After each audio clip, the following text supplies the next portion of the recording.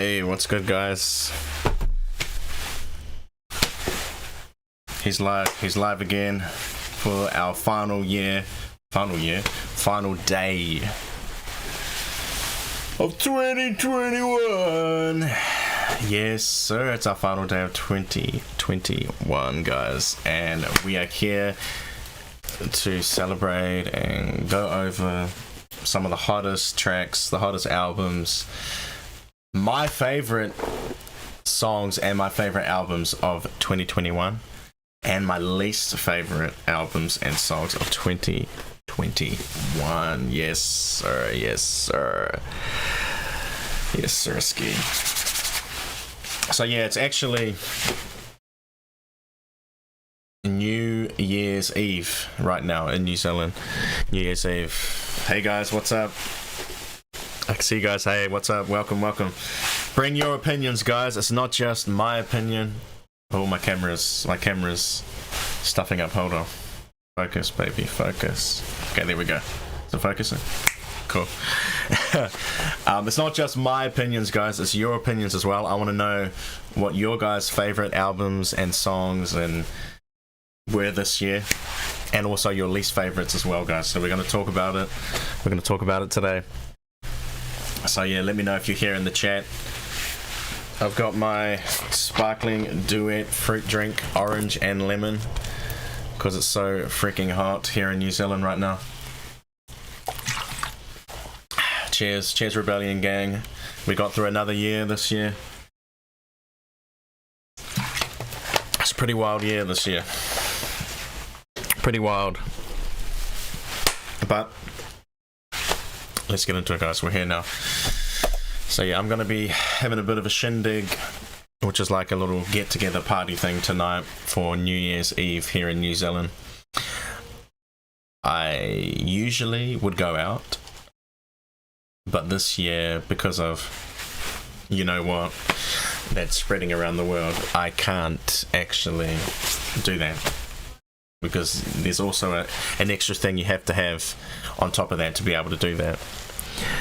So I can't do that tonight.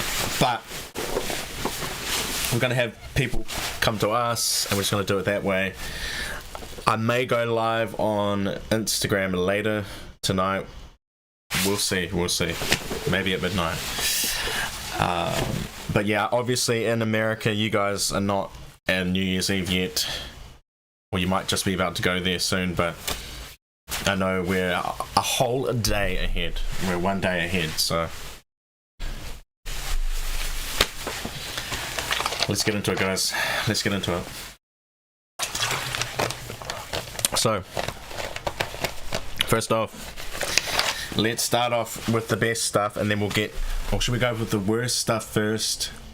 Should we do the worst stuff first? Our worst songs and worst albums of the year, and then get into the best stuff at the end?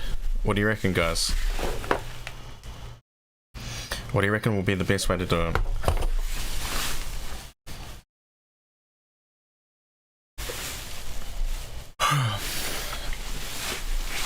Let me take a sip.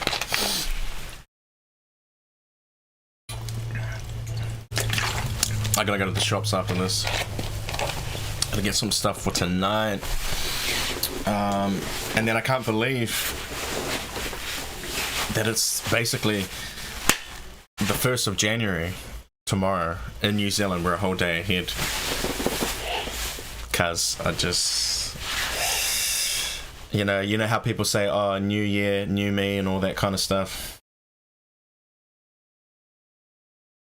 I get it, but I can't really get behind that this year. I feel like now that I'm getting older, it's just gonna be new year, old me, but we will progress. We will progress throughout the year. That kind of thing. You feel me? You feel me on that one? I know you do. So yeah, none of that new year, new me thing. How about new year, same you, but just grow yourself from there, take that pressure off yourself. So Anyway, let's get into what we're here for. So we're gonna do the. Should we do the worst first, or should we do the best first?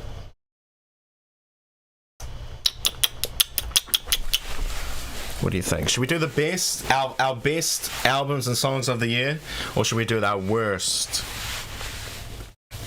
What do you reckon? What do you reckon, guys? Let me know. I'll wait for you guys.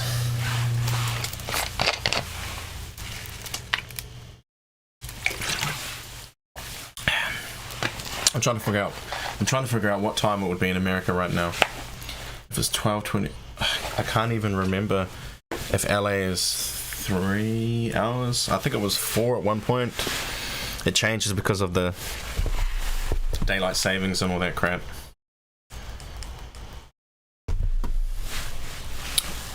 I can't remember what. Shall I Google it? I can't be bothered. Let me see. Let's just go into the worst. We'll go into the worst stuff first. So I'm going to do my worst albums of 2021, the ones I hated the most, even though hate is a strong word. But Burt's Bees keeps your lips moisturized, guys. It's not the one I usually use, but hey man, say man, you gotta make do. So my worst albums and songs. By the way, please click that like button, guys. Appreciate it.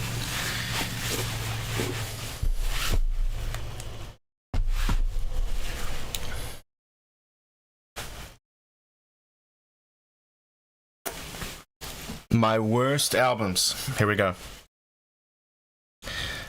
Now this is controversial, but Certified Lover Boy by Drake. Now I know this album, along with the Donda album, was very controversial, like I said, because a lot of people had their things they did like about it, and then people had things they didn't like about it. It was just very up in the air, kind of 50-50, I guess, in a way, for a lot of people in the music, well, not even the music industry, kind of just people in general, the peeps like you guys out there. But Certified Lover Boy, I'd have to put it on my worst list, only because, and shout out to Drake, my boy Drake, and my boy. All I can say is that it's not his best work. So I'm not saying it's trash. I'm just saying it's not his best work.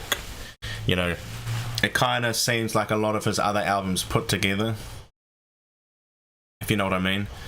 And it wasn't very inspired or groundbreaking, if you want to put it like that. So I would say Certified Lover Boy, one of the worst albums. But I'm not saying it's trash. I didn't say that. I just said it's one of the worst of this year, 2021. Now, bouncing off that one, or springboarding off that one, to Kanye, Donda. Now, I can't actually comment on Donda because I have to be honest with you guys. I actually haven't listened to Donda yet. I do know a couple of songs from the album. I've heard a couple of them around. You know, obviously we've heard them on social media and TikTok or whatever. You hear them different places. So I've heard a couple of songs from the Donda album. But as a body of work, I have not sat down to listen to it. So I'm not going to lie and pretend that I have when I haven't. So that's just the honest truth. So I can't really put Donda in any particular position for me because I haven't had a chance to listen to it yet. And have I even really wanted to listen to it? Not really, if I'm being straight up with you guys. And you guys know how honest I am with you guys. So yeah, I haven't even really wanted to listen to it. And that's no shade to Kanye. Shout out to Kanye. I feel like I have to bring myself to a certain place if I want to zoom in and listen, or tune in and listen to a Kanye album. I think it takes a lot of energy, so nah bro, we haven't done that yet. But if I feel like I want to do it, I'll do it. I think for 2021, it's been one of those years for me of transformation. Bit by bit, piece by piece, where I've grown into being more comfortable in being myself, my authentic self, and also more comfortable in just doing what I want to do. You know, if I want to do something, I'll do it, and if I don't want to do it, guess what? I'm not doing it. So that's been an empowering thing for me this year. So I'm not gonna, you know, lie and pretend that I've listened to stuff when I haven't. I'll just be straight up with you. If I have not listened to it, I will tell you the truth. Do you know what I mean? Now, my next worst album, guys. Let me know your thoughts in the chat as well, guys. Let me know if you agree or disagree. And guess what? If you disagree, that's okay. I have no problem with that. We don't have to agree on everything. We can disagree respectfully. Agree to disagree. Because not everybody has the same opinions, you feel me? And that's okay. That's why it's called an opinion. We all think differently, so. Anyway, DJ Khaled. Khaled, the album. Just did not hit the mark for me, guys. Now, obviously, we know DJ Khaled, he gets all hyped up. You know, he's the hype man, he's a wingman in some types of ways for a lot of artists. And he gets all hyped up and he does this thing that he's known for. But this album didn't quite deliver for me. It was a little bit underwhelming. Although the lead single was solid, but DJ Khaled just wasn't the one for me this year, guys. You know. And the thing is, oh no, I better not say that actually. You know, you got to be careful what you say on YouTube these days. But shout out. By the way, can I just do a quick disclaimer? To all the artists that I'm mentioning today, guys, whether you're on the best list or the worst list, I still appreciate you guys as musicians and artists. I'm not saying that I don't like you guys or I think you're trash. It's just that these will be the least favorite songs for me this year, or least favorite albums or songs. That doesn't mean that these people suck or anything like that. It just means that it didn't connect with me this year. But I still appreciate you guys, and to my fellow artists out there, I appreciate you guys, and you know, don't come for me or anything like that. And obviously I still want to work with a lot of people, so you know, just gotta be careful how you word it, you feel me? But so that's DJ Khaled. My next one is an album by Zayn. A lot of, if you guys don't remember, Zayn was a part of the boy band phenomenon of One Direction, and then he went on to have a solo career and stuff like that. But his career's kind of got less and less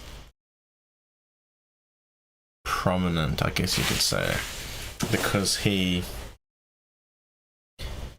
is not really a publicity kind of dude, so he doesn't like being on camera and doing interviews and stuff like that. It's kind of like a nerve-wracking thing for him. Also, I've heard, which I can understand. I think I'm not really like that. I could definitely do interviews, but I think for him, it's not his thing. You know, everybody has a different thing. Hey, what's up, Jonathan? Welcome, buddy. You made it just in time, man. What's up?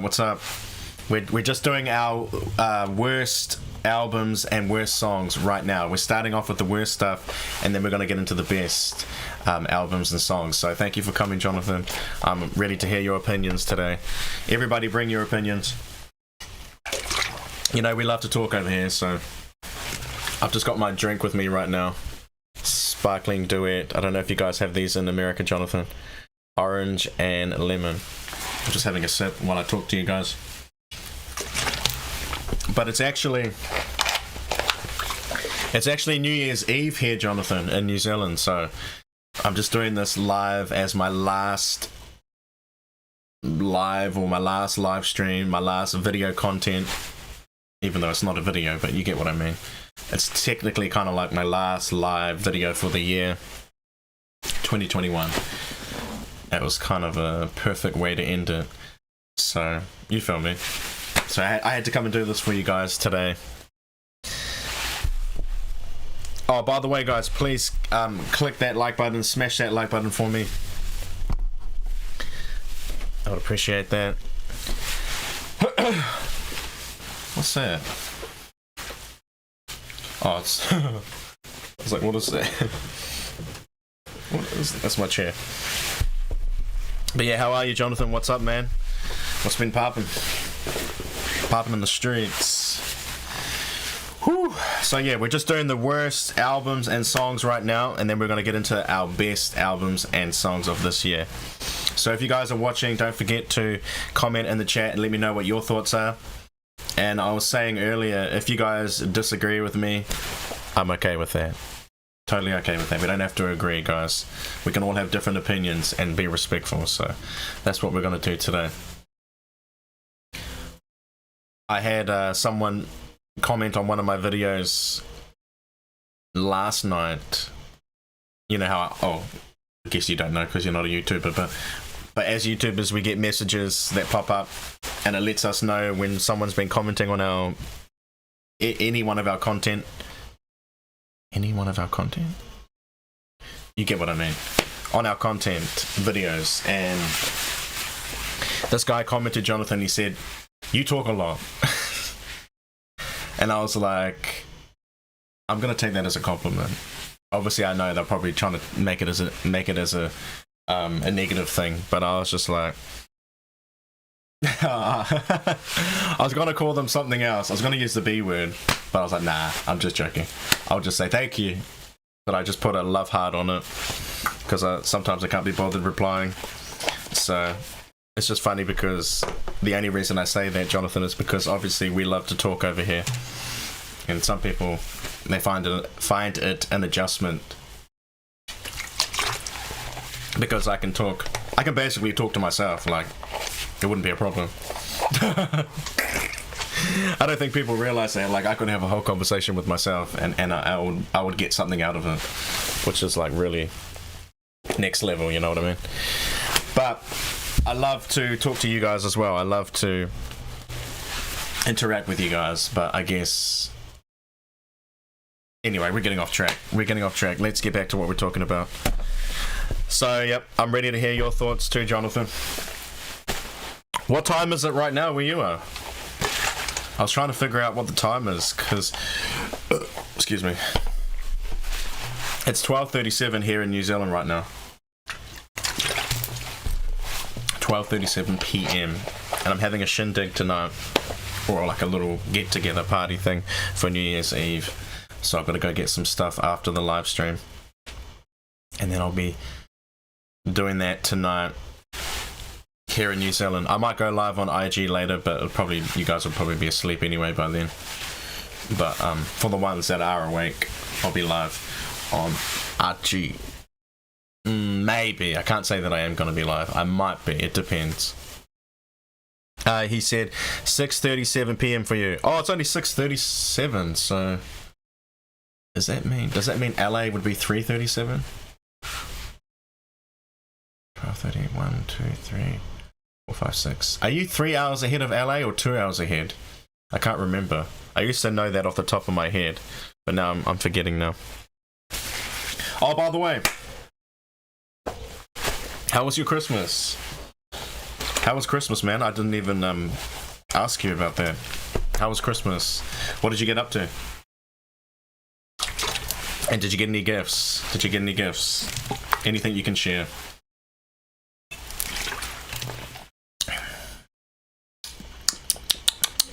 I love this drink. Jonathan said, yes. LA is 3:37 p.m. Okay, so they're 3 hours ahead. Because I always get confused with the time zone change. Oh, not the time. Well, yeah, the time zone change, but also the... What do you call that thing? Daylight savings. So it's 12:39 p.m. 1, 2, 3. 3:39 p.m., bro. in LA, which means it's 4:56, 6:37 p.m. in North Carolina. Got it. I have to remember that. Jonathan said, Christmas was fun, spending time with family. Yes, sir, yes, sir. And I got money. You got money? Clothes. And skincare. Stuff like lotion. Hey, that's always good, man. Make sure you lotion your face up. You know I go on about that. I always talk about putting lotion on your face, man. Well, not lotion, but you know what I mean. Moisturizer and stuff like that. Anyway, we're getting off track. Let's get back to where we are. But it's good to catch up with you guys, though. For real.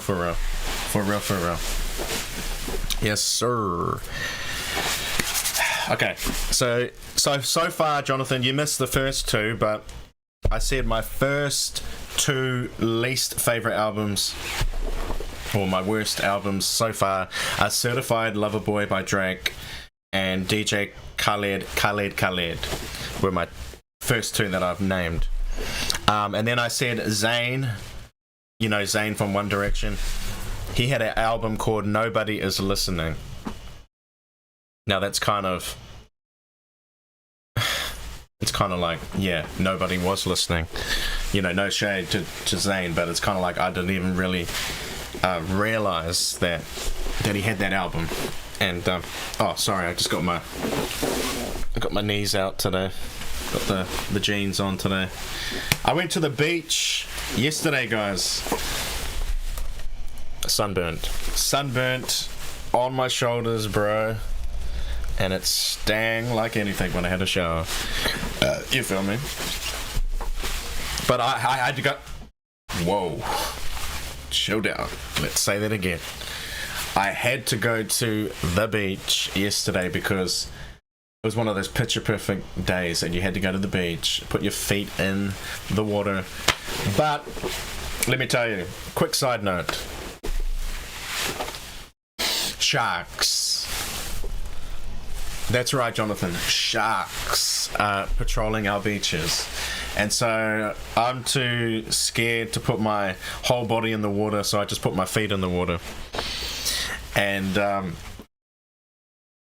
anyway, I got sunburnt yesterday on my shoulders, and I just put my feet in the water, and that was good enough for me. I was like, I'm not one of these surfer types that's going to go, you know, in the beach, in the water, and go surfing.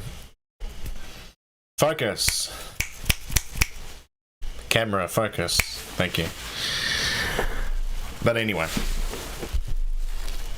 You said laugh out loud. I haven't heard from him since like 2017. Yeah, that's right, because he, you know, he had that big album. I think it was called My Mind or something about his mind.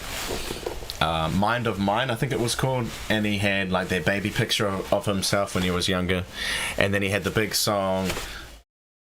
What was that song called?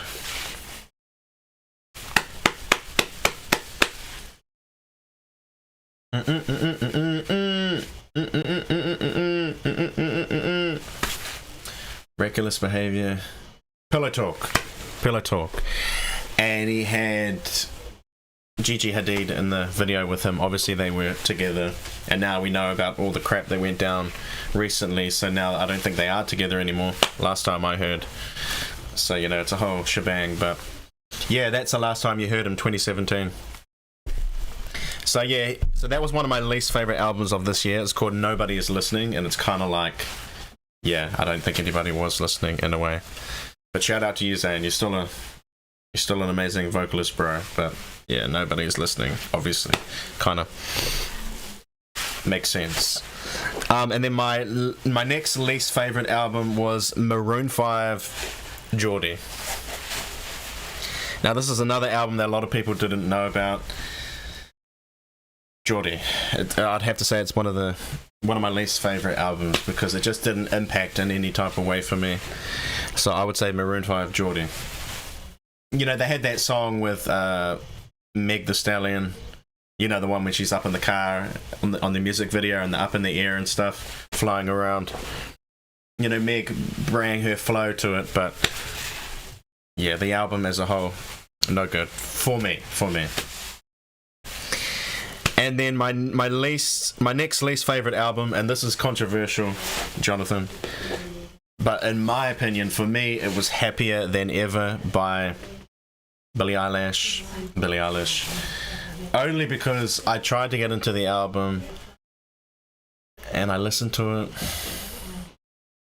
and I got about, I think, 3 or 4 songs in, and I just couldn't do it. I tried to do it, I just couldn't do it. It wasn't my thing.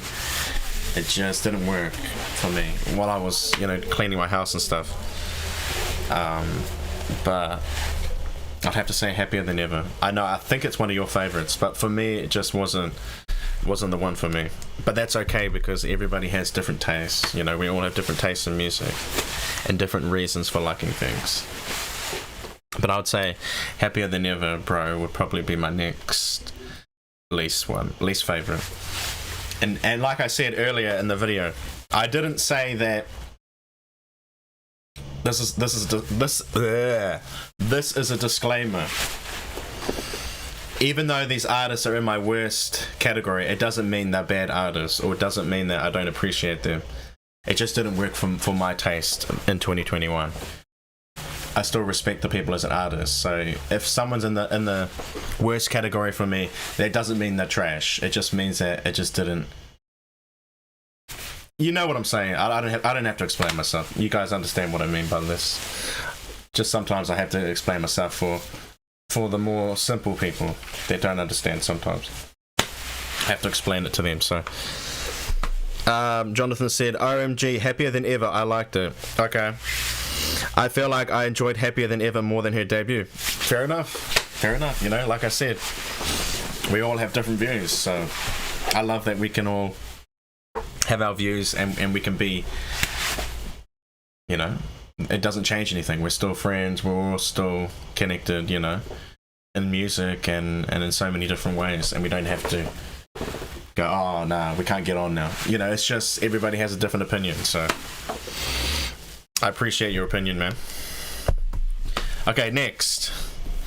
Let's get to the worst songs of the year. So we did the worst albums. We're saving the best for last. We're just doing the worst first. So let's get to the worst songs of the year. And chime in, guys. Let me know if you agree with me or you don't agree. Let me know in the chat. Actually, let me know. What are some of your worst songs of the year? Yo, Ruben, I hated this song this year. Tell me down there in the chat. Let's talk about it. I'll let you know mine. So everybody let me know yours as well, so we can talk about it. And so,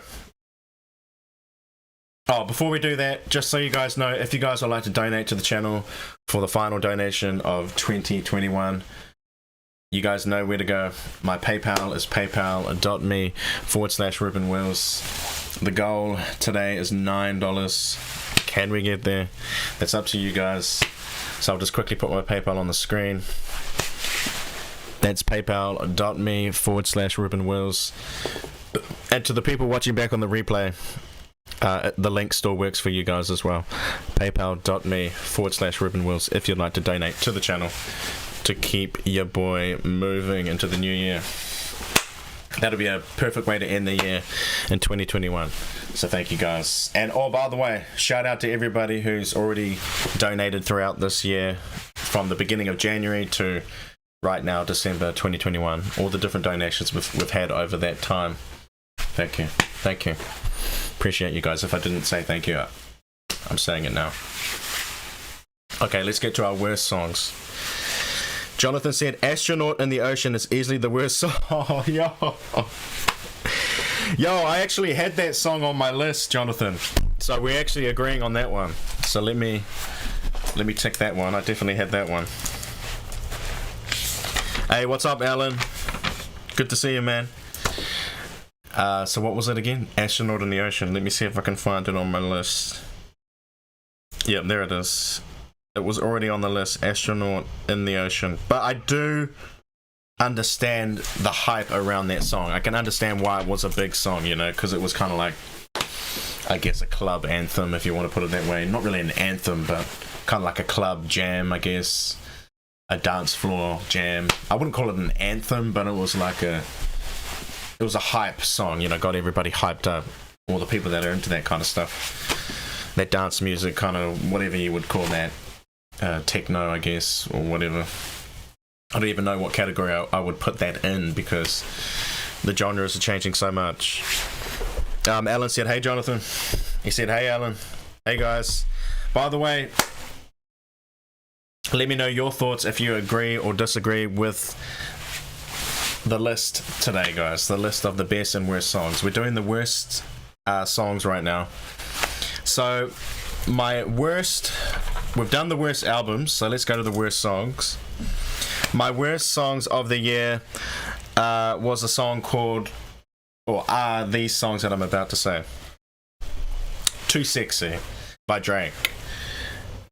Now, obviously, he used a sample on that song from the old song back in the 90s. Too sexy for my shirt, too sexy, it hurts, and all that. Just didn't hit the mark for me. It was very under par. I mean, I get it, you know, it's a club, it's another club jam, it's for the club, basically. But it just didn't translate for me. Too sexy. It's like, you play it once, and then you're just over it. You know, shout out to Drake. Like I said, I'm not saying he's a bad artist. I'm just saying that song was one of the worst for me this year. So let me type that in the chat so you guys know what songs I'm talking about. Too Sexy, Drake. Let me see. Oh, by the way, we just got the cleaner in the background. Too Sexy, Drake. That's one of my worst songs this year.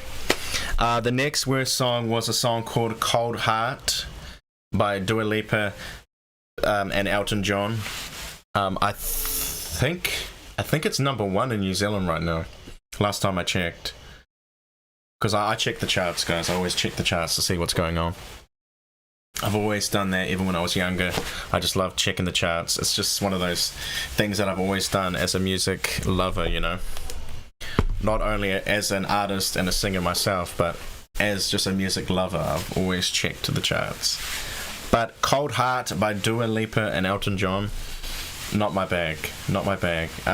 You know, I like Dua Lipa, and I even like a little bit of Elton John, but the song's just a little bit overplayed for me. It's getting played all the time, and I'm just not here for it. I'm not here for it. But I can appreciate it, but it's too much overplay for me, or overkill, whatever you want to call it. Playing it too much on the radio, stuff like that. So yeah, like I said, I appreciate Dua Lipa and Elton John, but nah, pass, hard pass. I'm just being honest with you guys. I'm just being honest. Alan said, Too Sexy by Drake is trash. It seems like Drake is getting lazy when it comes to his songs as the years have gone on. That's Alan's words, not mine. Just so you know. Alan said that. Just got to make sure we make it clear. I'm not saying this. This is your opinions, guys. Your opinions. But I appreciate your guys' opinions as well. And to be honest, on that lazy point, I have to agree, he has gone a little bit lazy. Drake, you've got a little bit lazy, man. To be honest. And I think he probably already knows that he's gone a bit lazy. That's what happens when you get a bit of success. You kind of just get a bit lazy with it because you've already done so much, and then you kind of just chill back, you know? Or just don't push as hard as you would if you were like an emerging artist. Like when he was young. When he was young coming up, and he was very hungry to be an artist. It's kind of like the hunger dies. The hunger dies in a way from some of these artists because they become so mainstream and blown up. Especially when it comes to the charts. Yeah, well, I mean, what was that other song that he had a couple of years ago? Years ago. And it ended up being like one of those... What's that game that all the young kids play? Front... I'm not a gamer, guys. I'm not a gamer, so I'm trying to think of that game. Not Frontline. What was it called? What's that game that all the young kids played like last year and the year before? Starts with an F. Not Frontline. Front. I don't know. Starts with an F, and it ended up becoming one of those like emojis or whatever. One of those animated characters on the game that does a dance, and he did a dance to that song. I'm trying to think what the heck that song was called. You know, the song that went number one, and it was probably his worst number one song to date, because it was like not even that worthy to be a number one song. Do you know what I'm talking about? Yeah, Fortnite, that's it, Fortnite. But I'm trying to think of what that song was called. I actually memorized that song, actually. And it's like, you wouldn't think so, because I can't even remember how it goes. I can't think of the song. Nowadays, a lot of artists put out minimal effort to chart on Billboard. Yeah, they do. That's true, that's a fact. Because some of them are not really in it for the love of the music. They're kind of just in it to be a celebrity, or they're kind of in it just to kind of, be number one, but they're not really an artist. You know, they're not really doing it for the love of the music. They're just doing it for the love of the fame, or the love of, I don't know, having a platform, you know. And I think for myself, I'm an artist first, so I do it for the love of the music. And like the Billboard charts and being number one and all that stuff, that's cool. Like, don't get me wrong, that's really cool, really dope, super dope. But that's like an add-on, that's a bonus, you know, as a real artist. But like you say, Alan, a lot of these artists are just doing it for the charts. They're not really doing it for the passion of the music. Fortnite, yeah, it's Fortnite. I just can't think of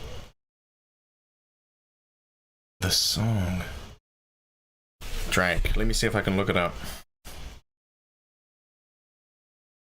Thank you guys for liking the live stream. You guys are boss. I love you guys. Okay, let me see. I'm trying to find that Drake song. And then we got some more songs coming up. For my least favorite, Drake, Fortnite song.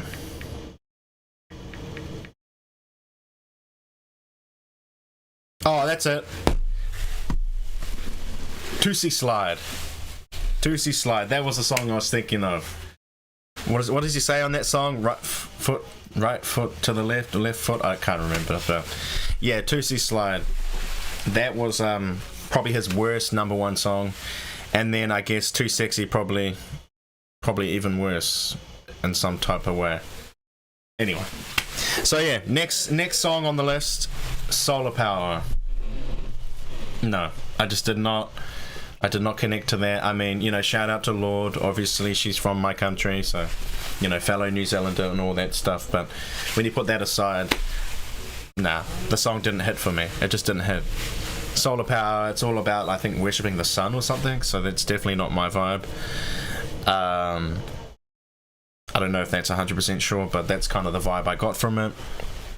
You know, Lorde, she's never really been my kind of artist. Obviously, I'm an R&B / pop singer, but I've never really been into that kind of music that she does. You know, I could appreciate it, but it's not really my thing. Like, I'm not going to sit there and listen to a Lorde album. It's just, I'm not going to force myself to do something I don't want to do, to be honest with you, at this point in my life. So yeah, Solar Power, nah bruh, not that one. That's a pass for me. Did you guys like Solar Power by Lorde? Jonathan, do you know that one? Solar Power by Lorde. Lorde's album disappointed me. Her album Melodrama was good. Yeah, I listened to parts of Melodrama. I didn't listen to the whole thing. But yeah, definitely this last thing, or this latest one she did this year, just didn't hit. It didn't hit for me. It did not hit for me. Jonathan said, yeah, I agree, Alan. Pure Heroine and Melodrama were amazing. Solar Power was just not it. It was just not it, guys. Seriously. But I think everybody already knows that anyway. Yeah, I don't know what else to say, really. It just wasn't the one for me. But smash that like button, guys, if you're watching. I appreciate it. And don't be shy, guys. I know some of you guys can get a little bit shy sometimes. Obviously not Alan and Jonathan, but other people in the background. Some of you guys, you know, I'm aware that people get a bit shy of me sometimes. It depends on the people, but you know, there's no need for that, guys. Just come talk to me. I'm not going to bite your head off. Nothing's going to happen. You know, just get involved. You know, it is what it is. Anyway, shout out to the ones that do get involved. I love you guys. Okay, so next. So Lord is definitely one of the worst songs. Solar Power. The next one I didn't like was Thought, if you know what I mean. S-H-I-T. Thought, S-H-I-T by Meg Thee Stallion.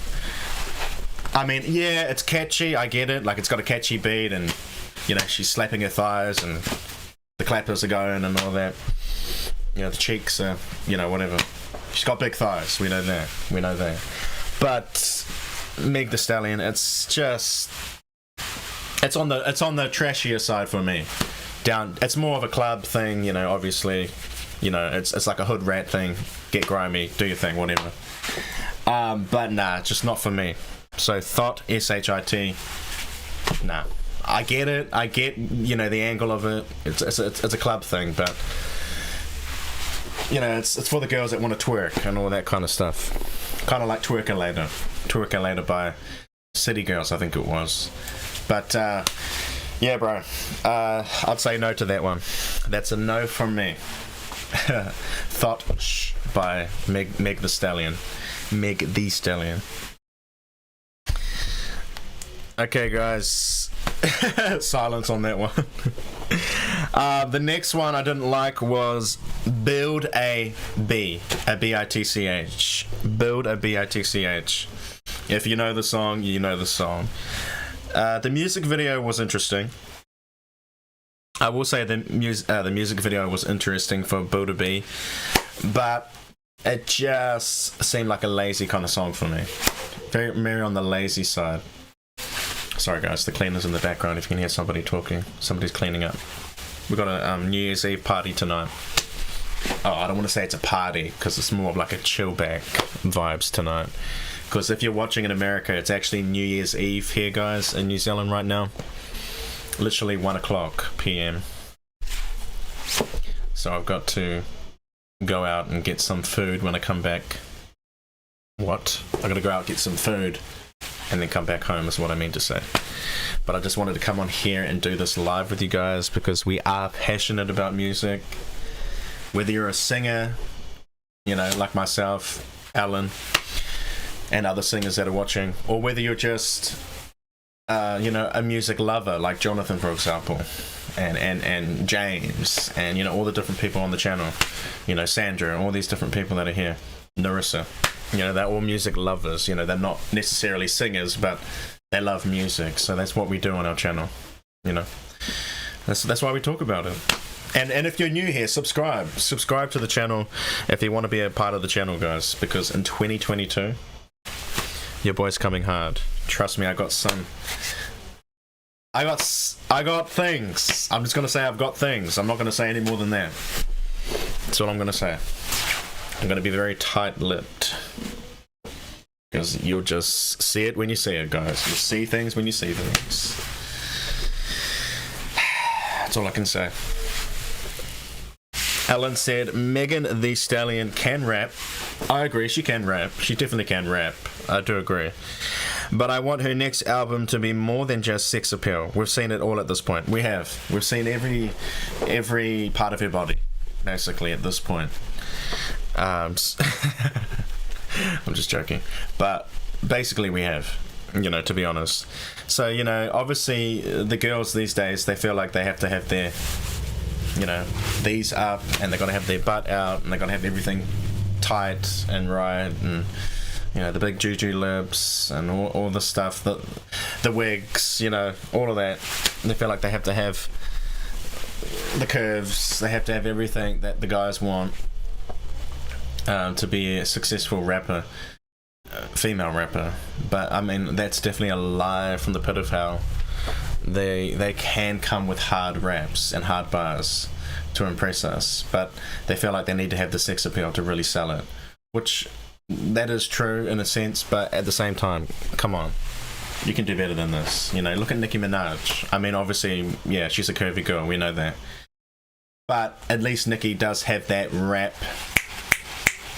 I don't know, she's got that rap respect. She's just a rapper, you know, she is a rapper, even though she's all, you know, like a Barbie doll sometimes, and like curvy and all that, and seems like her body's getting bigger all the time, if you know what I mean, and the proportions, you know, there's been some surgery going on, or procedures, but Nicki does deserve her flowers. You know, Nicki is that chick. She'll always be that girl. She is that rapper, you know. Obviously she's done pop songs and all that as well, but she is at her core a rapper. So, and I would say Meg is a rapper too, you know, but I think for me, I prefer a Nicki Minaj over a Meg the Stallion, just for me. For my personal, I would rather listen to a Nicki Minaj.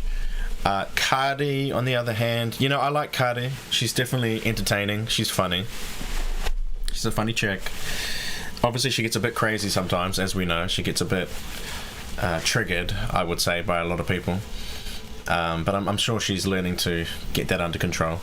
But then again, I guess it's probably part of her appeal with the general public is that she gets a bit crazy sometimes, goes a bit wild. And I guess people like that to a certain degree. But then again, it gets a bit much. But, you know, I'm not coming for her or anything like that. Everybody has their areas they need to work on. You know, we all do.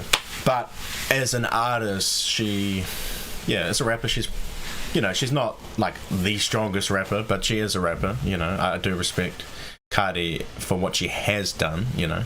But I think you would definitely put Nicki as more of a rapper, if you know what I mean. Nicki is that rapper, you know.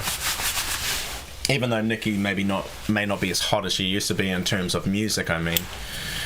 Like, what I mean by that is that she may not be, like, you know, hitting the pavement like she used to. Like, you know how she was everywhere in the early 2010s and stuff like that. Anyway.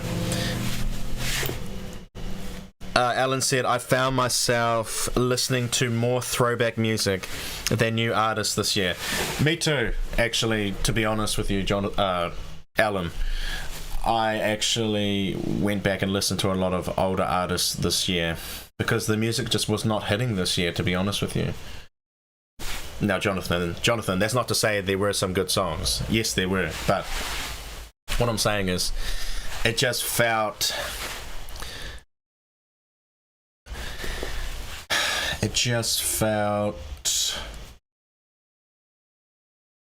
just kind of like an in-between year this year. I didn't feel so inspired by the music, you know what I mean? It just wasn't one of those years like 2020 was.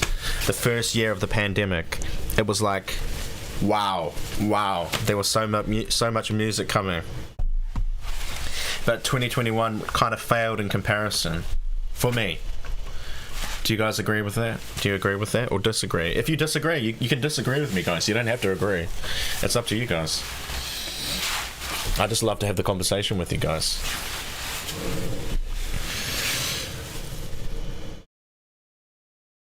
Alan said, hopefully in 2022, I can finally drop music and other things.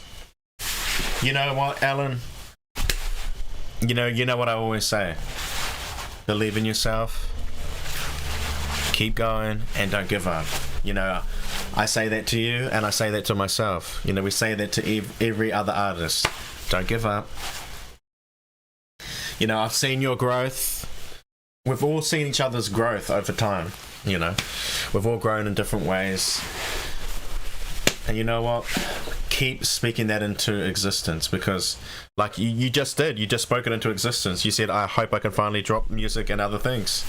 Well, you're going to do it. You're going to make it happen. So, what's that Mariah Carey song? Make it happen. Make it happen. You know? That's what I'm going to do. It's what you're going to do. It's what everybody's going to do. That is an artist. That are musical people. We're going to make it happen. So, that's all I can say about that. We're going to make it happen. Jonathan said, I feel like this year was better than 2020 in my opinion. Okay. Fair enough. I appreciate that. It's real interesting, because it's like, for me, I feel like it wasn't. But then you feel like it is. And I love that. I love that we all have different ways of looking at it, Alan said, some of my favorite albums... Okay, we'll get to that. I'll get to that comment. We're going to take one step at a time. So next, on to the next song that I did not like this year was a song called Industry Baby.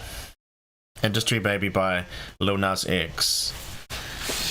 Now, I don't have anything against Lil Nas X or anything like that, but obviously he's very controversial, which I know he does that just to get the views and the clicks and the number one hits and all that.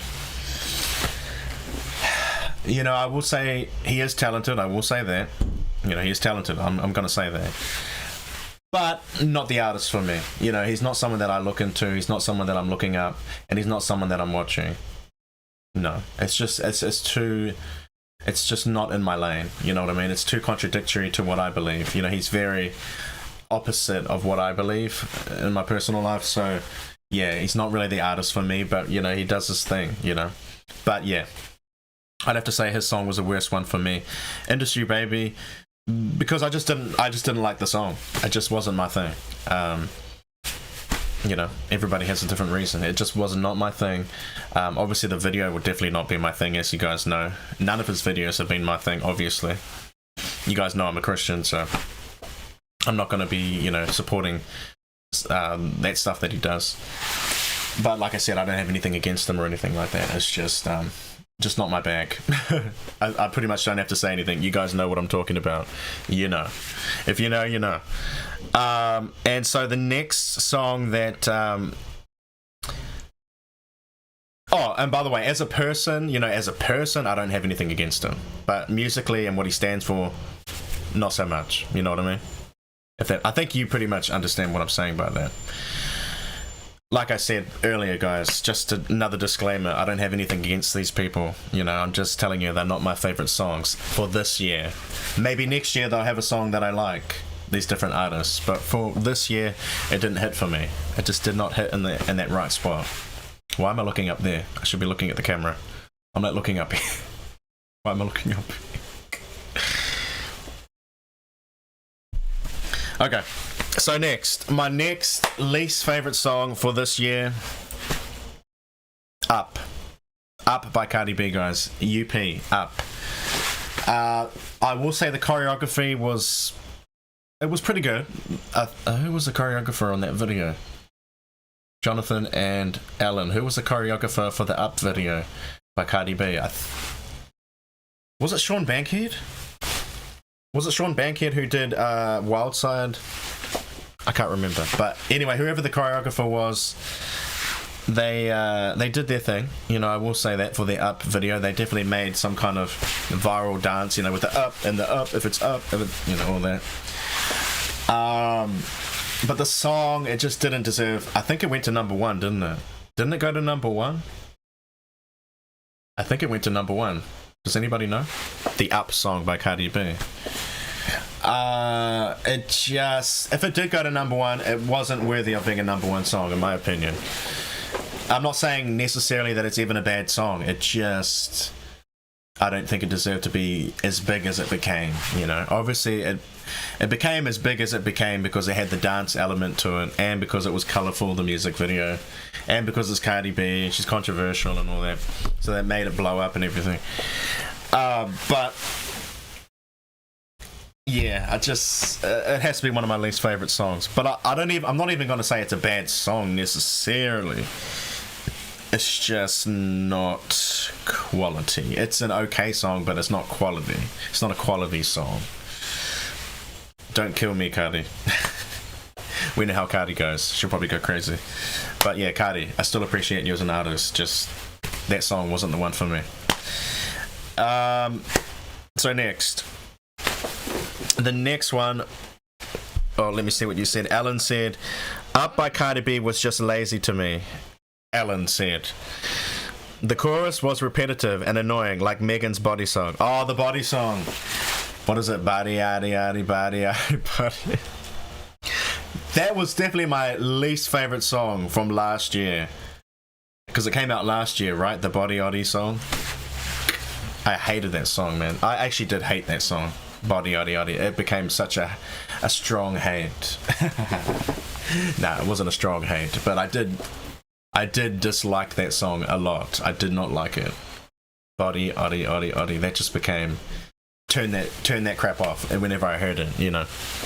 Body Oddy Oddy. Because some of these songs become so annoying, guys. They become so annoying. You know I'm not capping. I'm not capping right now. You know what I'm talking about.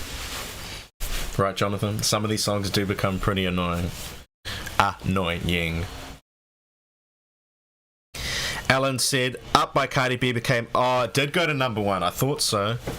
Her fifth number one on Billboard Hot 100. Yeah, I thought I remember that it did go to number one. Okay. Anyway, bro, let's move on. So next, my next least favorite song was Best Friend by Saweetie and Doja Cat. Saweetie. Now, we all know Saweetie's been having a hard time this year. You know, she's had a lot of ups and downs with her performances. She is trying, you know, she has been going to artist boot camp. You know, we know, shout out to Sweetie. She's a beautiful girl. You know, no one can take that away from her. She's very beautiful. She's had a lot of work done, but still beautiful. And, but, you know, I saw her performance at the SNL. Did you guys see that, Jonathan and Alan? Saweetie performing on the SNL, Saturday Night Live. She did Icy Chain, I believe it was. Icy Chain, and what was the other one? I think she did Best Friend. She looked good, but I didn't like the wig, which is just a neither here nor there. That wig definitely was not the key, but the outfit was pretty tight and right. But the dancing, it's like, is she even a rapper now? Because she's like dancing a lot, and it's becoming more of like a dance thing. And she's getting seen more as like a social media influencer than an actual rapper. Now, people can't forget when she had that rap incident. I think it was on Hot 97. Shout out to Hot 97 FM. I actually know DJ Mike, shout out to you. DJ Mike, he's the man. I've actually been in contact with him. Anyway, back to what I'm saying. Hot 97. Yeah, so she had that, you know, that interview she had with Ebro, you know, Ebro and Rosenberg and all them. And then the whole thing went bad when they asked her to do a freestyle rap, and then it didn't really go well. It kind of failed. And then Ebro was like, nah, man, that's not it. He was like, no, that was not a good rap. That was not a good freestyle rap. And I think that really kind of dropped her confidence as a rapper. You could see it in her face. She was pretty devastated by that, even though she's the kind of woman that's very good at poker face and kind of coming across like she's not bothered. You know, I'm not bothered by this. I know that's right. You know, all that stuff she says. It's kind of a little bit of a front. She's kind of fronting a little bit. But I mean, that is her personality. She is that kind of chick. But at the same time, it's a little bit of a front. You can see she's kind of trying to give herself more confidence, because a lot of people do kind of attack her for her artistry and stuff. Oh, sorry about that, guys. It's the vacuum cleaner going, so you guys can probably hear that noise. Jonathan said, yes, Best Friend, I agree, one of the worst songs of the year. Yeah, it's one of the worst songs of the year, although I will say shout out to Doja Cat. She did do a pretty good verse on that song, and I think she pretty much saved the song, if we're being honest, so shout out to Doja. She did her thing on that song. And I did like the music video. I think it was pretty creative, you know, the way they did the video. Although some of the looks were kind of questionable. I didn't like one of those wigs that Saweetie had on. It looked a bit weird. One of them, I don't know which one it was. It just looked really strange, the way it was cut. Which is, I know that's nothing, guys. That's just trivial things. But it all goes, you know. It's all part of the image. It's all part of the look. You got to really be on point. And they look good in the video. I'm not gonna lie. They look good, but just that one little wig I didn't like. But the video saved the song for me. but I still have to put it in my bottom, if you know what I mean. It's one of my least favorite songs, Best Friend. But I can see they tried their hardest on that song, but it still didn't quite hit for me, you know. Alan said, I don't understand why Best Friend was nominated. Yeah, I know. I know, Alan. Trust me, when I saw that, because I was actually watching the live stream when they had the Grammy nominations. I was actually live. Oh, no, I wasn't live. I was awake watching it on YouTube. Oh, crap. Sorry about the vacuum cleaner, guys. Might have to wait 1 second. Let me take a sip. Banging on the door. Do you have this, Alan? Do you guys have this in America? It's the sparkling duet. Orange and lemon. Schweppes. I think it's called Schweppes. Schweppes. Schweppes? Where's my lid? Oh yeah, I think it's Schweppes.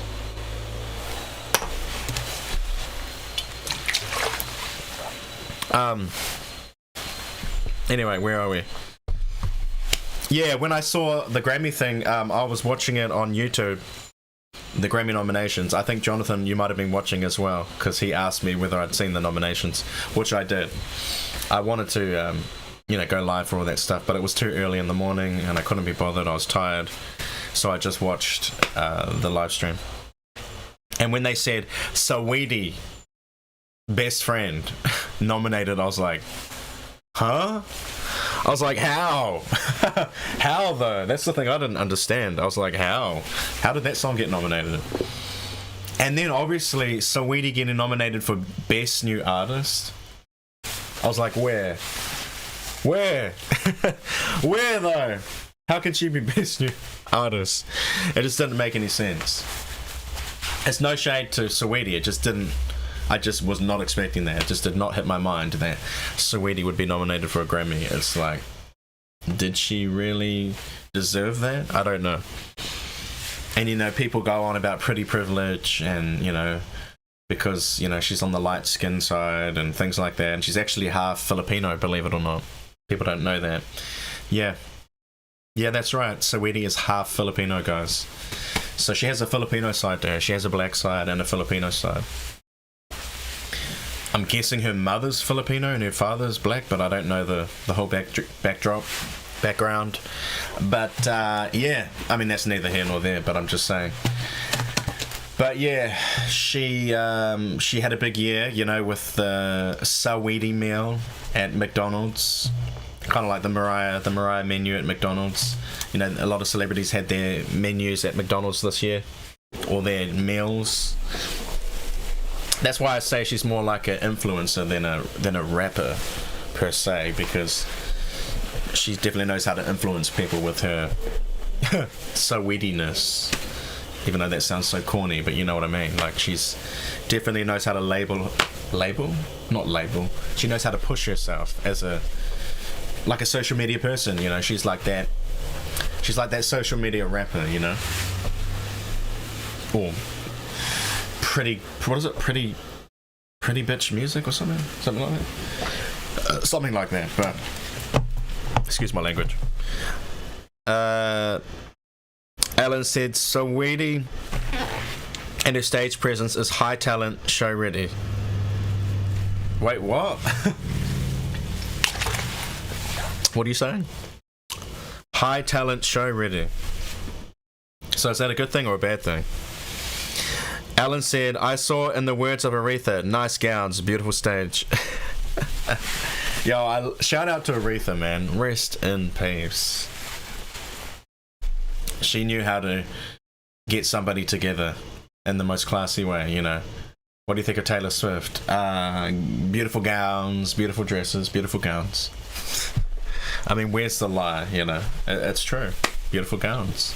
Although I always make sure that I give Taylor Swift her props as a songwriter.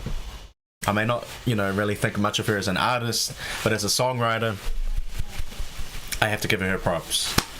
She is a songwriter. She's definitely a songwriter. She's not one of the best songwriters, but she is a good songwriter. I will say that. Obviously, some of the best songwriters would be people like Jonte Austin, Neo, Mariah Carey, obviously. Who else are some great songwriters? I'm trying to think. Brian Michael Cox. You know, those kind of people. They are some great songwriters. Dallas Austin. I said Jonte Austin as well. Yeah. Those are the ones I can think. Kerry Hilson is actually a really good songwriter too. Kerry Hilson. Even Chris Brown. Even Chris Brown's actually a pretty good songwriter, guys. Some people don't even give him his props either. So there's a lot of Seven. Seven's a good songwriter too. Shout out to Seven Streeter. Who else? I'm trying to think of some great songwriters. Give me some names, guys. Give me some names. Great songwriters. Yeah, those are the only ones I can think of at the moment. But Saweetie to me is the 2020s version of Cassie. Yes, sir. Yeah, Cassie. Cassie was that beautiful hot chick. She was sexy. But she ended up with that white guy who was her personal trainer.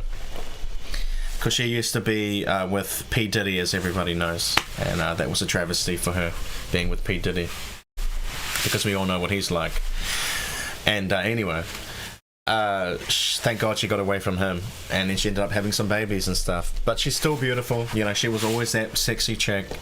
But the voice didn't hit.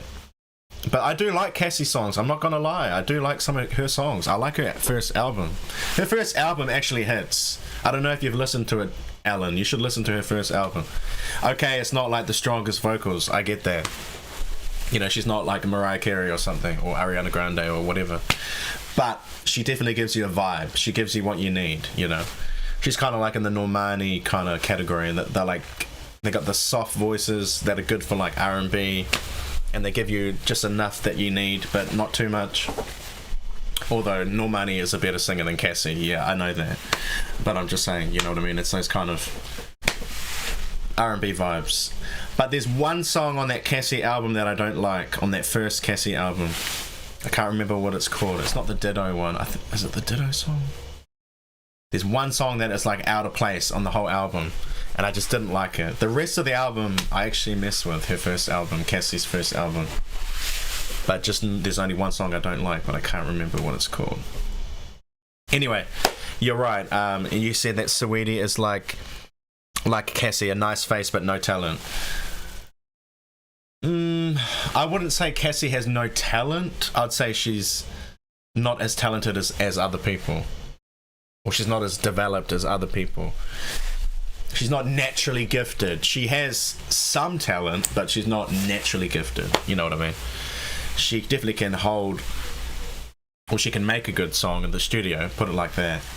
And she can look good. You know, she can look good and she can, you know, walk a catwalk and things like that. Acting is so-so for her as well. She's not too bad, but nothing outstanding, you know.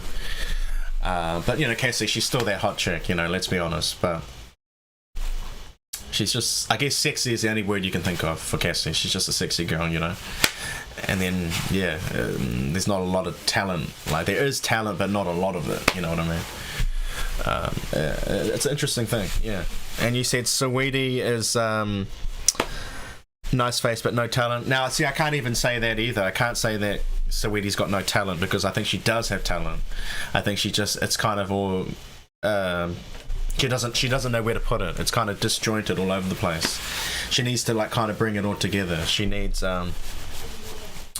artist development, which is what a lot of artists don't have these days. So I think she needs artist development. But then again, some people say, but then Ruben, sometimes you just have it and sometimes you just don't have it. You know, that it factor, that X factor. So yeah, I don't know, maybe she doesn't have the X factor. I don't want to say she doesn't, but maybe she doesn't. I don't know. I look at her and I think, yeah, she's pretty, but does she have that it thing though? Does she have that, you know, that thing that like Rihanna had? She had that it thing, you know. I'm trying to think of people, you know, even Beyonce in the early days, she had that it thing, you know. They had that thing about them that it's like, you know, they're a star, you know. I don't know. Yeah, I don't know if Sweetie's got that, to be honest. Anyway, we're getting off on a tangent about Sweetie, but let's get back to the topic at hand. But yeah, that's what we do, guys. We go on a bit of a tangent. But did you guys even try the Sweetie meal, guys? Sweetie is a good entrepreneur, Alan said. Yeah, very good entrepreneur. I will say that. From an entrepreneur to an entrepreneur, I can see that she is definitely a chick like that. She's an entrepreneur. My bad, Google cut off my words. Hey man, say man, it's all good, bro. It's all good. Alan said, best songwriters for you Brian Michael Cox, Jonte Austin, Kerry Hilson, Mariah Carey, Carole King. Oh, Carole King, yeah, Carole King. Babyface. How could I forget Babyface? Babyface is definitely an amazing one. And he's worked with a lot of people from Ariana Grande to Tony Braxton, so many different artists he's worked with. Babyface, so yeah, shout out to him. Smokey Robinson, yeah, old timer. Alan said Cassie's first album for you goes favorites, Long Way to Go, Me and You, Unofficial Girl, etc. Yeah, I was listening to the album probably a few weeks ago. I can't even remember the titles of the songs now. I like Me and You. I also like Long Way to Go. Yeah, I like that one too. I like the music video for that one. Also, I think it's called Official Girl, not Unofficial Girl. I think it's called Official Girl with Lil Wayne. I like that one as well, just like you. What's another one? Just One Night. I think one's called Just One Night. I like that one. And what was the guy's name that produced that album? I always forget what his name is. Cassie and I can't remember what his name was. He was the producer on that album. Shout out to him. He's another amazing creative person as well. Excuse me. Alan said, I remember that performance of Cassie. Yeah, I know. Who could forget the performance of Cassie performing on 106 in Park? Jonathan, if you haven't seen that performance, it's a train wreck. You need to go see that. But then again, I know she was nervous and it was her first time performing. But yeah, 106 in Park, Cassie. She performed Me and You. So it was definitely a performance you need to check out. Alan said Jimmy Jam and Terry Lewis. Yes sir. Quincy Jones, of course, and Lauryn Hill. She's also that chick, you know. Lauryn Hill is a legend in the game. Now another song that was one of my least favorites this year was Icy Chain by Saweetie, guys. Now she performed that on SNL as well, and she was, you know, poking her butt out and stuff like that and shaking it around, and I was just like, Icy Chain, something for an icy chain. I was like, nah, this song's not hitting for me. It seemed a little bit desperation. It screamed desperation, that song, Icy Chain. So yeah, nah fam, no Icy Chain for us tonight. And then of course Astronaut in the Ocean was the other song that we didn't like this year. But that's basically my least favorite songs for this year, guys. That's it. So there's not a lot, but then there wasn't a lot of, I don't feel like there was a lot of music this year, you know what I mean? If that makes sense. Does that make sense?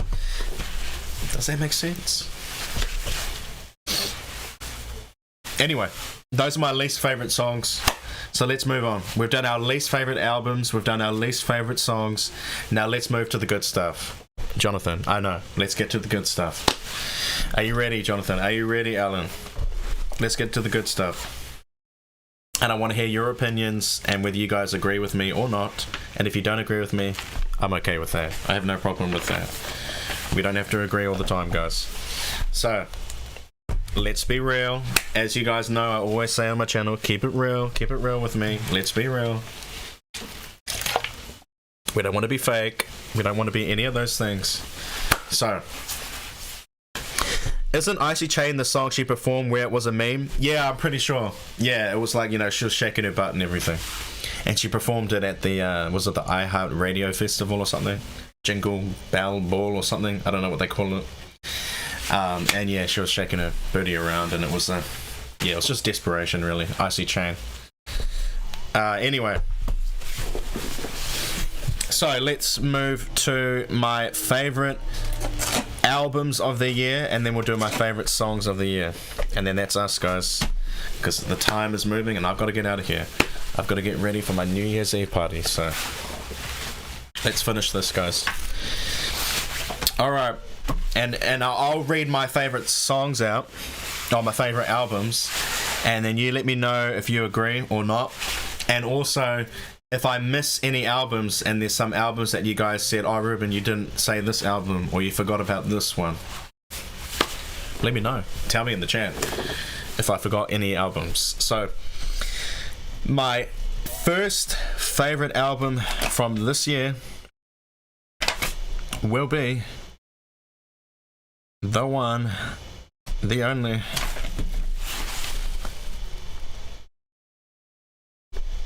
Still Over It by Summer Walker. I'm going to give a round of applause for each album on this list. Yes, Still Over It by Summer Walker, guys. Let me type that in the chat. Still Over It, Summer Walker. Do you guys agree? Do you not agree? This is the first one on my list, but this is in no particular order, guys. I'm not saying this was the best album of the year. I'm just saying that these were some of my favorites for the year. So it just happened that this is the first album, but it doesn't mean it's number one, if that makes sense. It's just in no particular order. So Still Over It by Summer Walker is the first one for me. I listened to this album from start to finish while I was cleaning my house. Now, I have to be honest, I feel like the album was a little bit overhyped, just a little tad bit overhyped. It was still one of my favorite albums, but I don't think it was necessarily as good as what people made it out to be, if you know what I mean. Does that make sense? It was good, but they kind of hyped it that it was like this amazing thing. I wouldn't say it was an amazing album. I would say it was a good album. It was a good, solid album, but not mind-blowing, if you know what I mean. Not like the best album I've ever heard or something. Keeping in mind it is R&B album. Now, one thing I have to say about Summer Walker is, yes, she is talented, and yes, I have seen her sing live, perform live, and she can sing. You know, I will say that. But I feel like, for me, for my taste, she uses a little bit too much auto-tune. You know what I mean, Ellen? A little bit too much auto-tune, just for me. And I know that's her effect, and that's all part of her sound and all that. I get that. And then also, auto-tune is just very normal these days for a lot of artists, and it's very common, I guess you could say. And then it's kind of her sound, like I said. But I just feel like if she pulled back on the auto-tune just a little bit, just a tiny bit, it would be even better for me. But I guess that's neither here nor there. Everybody has a different opinion on that. But overall, strong album. Strong. Definitely strong. Alan said, I like some of the songs on Still Over It. Yeah, I did. I didn't like all of the songs. I didn't like all of them. But I did like a good handful of the songs. So for me, my favorite song on the album is a song called Closure. Do you guys know that one, Closure? It's probably not one of the most memorable songs, but it is probably one of my ones that I've replayed the most. Closure. It's only a short song, but it's actually written by Jonte Austin. So shout out to Jonte Austin. He was actually one of the songwriters that helped Mariah Carey write We Belong Together. So if you guys haven't listened to that song, go check it out. And that's one of my favorite songs on the album, Closure, by Jonte Austin. And obviously Summer worked with a lot of different producers and songwriters on this album. So and I know she did do a song with Ari Lennox as well, and I like that one. It had like a throwback kind of 90s vibe to it. I think it even had like a jazzy moment, if I can remember, like a saxophone or something going on in the back there. So yeah, that one stood out for me as well. But I would say, bro, that was my favorite song, Closure, from the album. Still over it. But yeah, I feel like I said, it was a little bit overhyped, the album, but it did go to number one, and it was, one of the biggest albums of the year, believe it or not. So there you go. Still over it for me, guys. Do you agree or not? What do you think?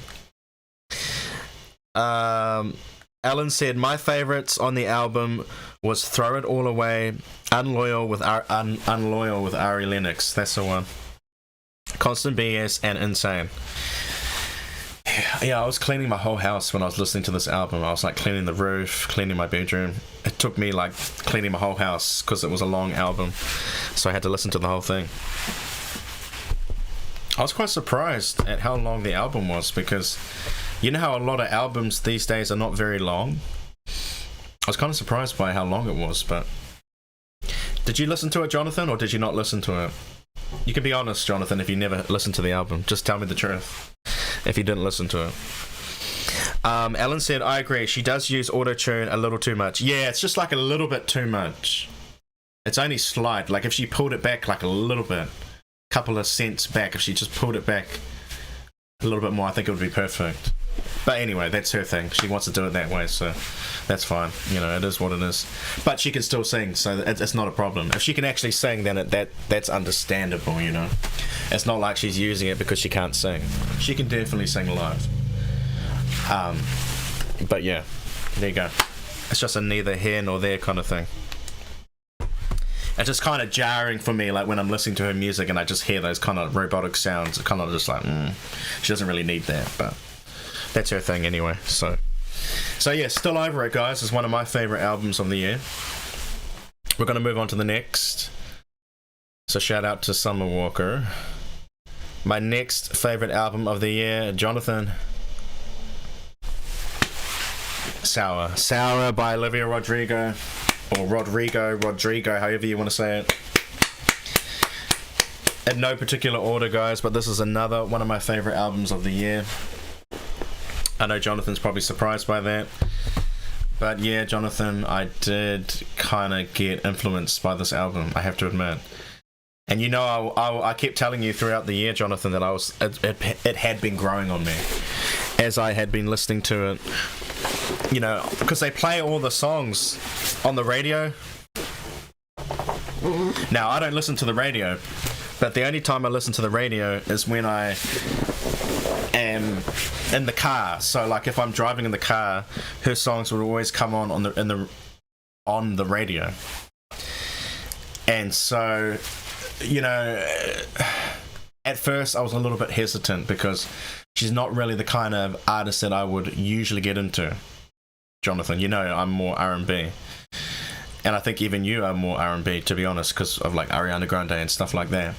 But she had that teenage vibe. She had that youthfulness that obviously you gravitated towards, Jonathan, which I understand because she's around your age group. Obviously I'm older than Olivia. Still looking young, still looking good, but your generation is younger than mine. Obviously I'm in the millennial generation and you guys are in the Gen Z, even though I could still pass for Gen Z. But I had to kind of, I don't want to say force myself because that's a bit strong, but I had to be open to listening to her album, and so I did. And what I said earlier this year, she gave me very Avril Lavigne / Lindsay Lohan / Hilary Duff / kind of even Demi Lovato-ish kind of vibes. Very Avril Lavigne-ish, very kind of, but unique at the same time. She had her own sound, but kind of reminded me a lot of those artists mixed together. Ashley Simpson, that kind of vibe. Ashley, not Jessica. Ashley. When Ashley had the black hair. Just very kind of punk rock, even though she's not really punk rock, but you know what I mean. Just very kind of... she's a unique mixture, I will say that. She's her own kind of sound. And so it took a little minute for me to get used to it, listening to it. And then over time, I got used to it. And obviously, you guys know I did a little cover, short cover on my IG of Driver's License when the Driver's License song came out. Was it? I don't even know if that was this year or was that last year. Might have been the end of last year, beginning of this year. Jonathan, do you know? Driver's License? I think it was the beginning of this year. Anyway, I did a little short cover of that, and you know, that song blew up, as we know. It all blew up, Driver's License, and then the album came out, and all the different songs came out. And Alan said, I tried to get into Olivia's album, but I didn't do anything for me. That's okay, Alan. It doesn't have to do anything for you, man. If it didn't do anything, it didn't do anything. So just be honest. Thank you for being honest. I love it when you guys are honest with me, you know. Jonathan said, yes, I really got into her album, and it is my favorite album of this year. And this album really spoke to me, since the album was really like for teenagers. Yeah, it was definitely teenage vibes, for sure. That's why I was kind of like, do I want to go there? Because I'm not a teenager anymore, obviously.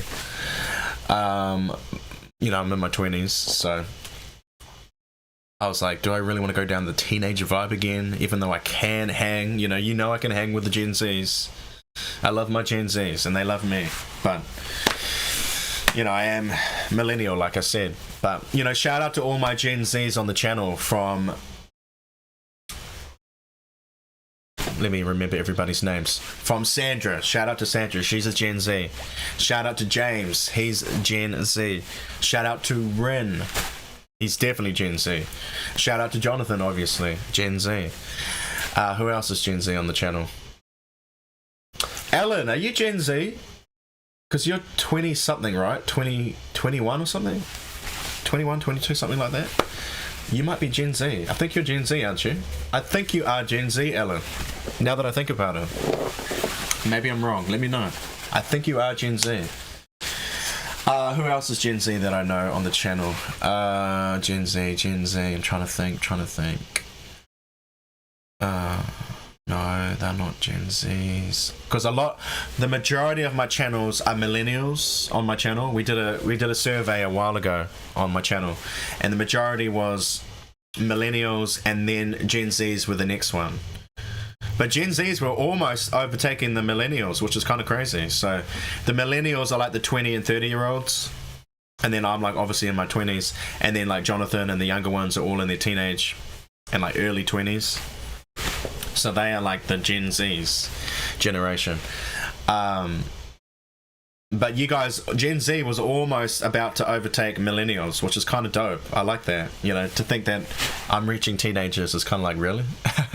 I thought I'd just be reaching the 20-year-olds, but there you go. You know, reaching the teenagers as well. So yeah, it's kind of dope. It's actually really lit, super lit.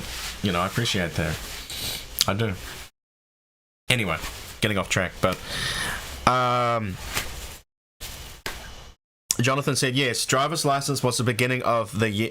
Oh, it was the beginning of the year. Okay, in January. Yeah, it was January. I knew it was like either the end of last year, December, or January, something like that. But yeah, you just said January, so there you go. It was January when I did driver's license cover, when it came out. And a lot of people didn't like the driver's license song, Jonathan. I know you did, but you know, there's a lot of other people in the public that didn't like it. For me, driver's license, it took a while to grow on me. I think you already know that. It took a while to grow on me, but then I did end up liking it. So that's why I did the cover, and it was viral at the time. And then as the album went on, you know, I listened to songs like, trying to remember the names of the songs. I listened to songs like Traitor. You know, Traitor was a standout song for me on the album. There was just something about it. And remember when we watched the Sour Prom, I think it was called the Sour Prom live performance that she did at the prom, right? Remember we did that on the channel a while ago?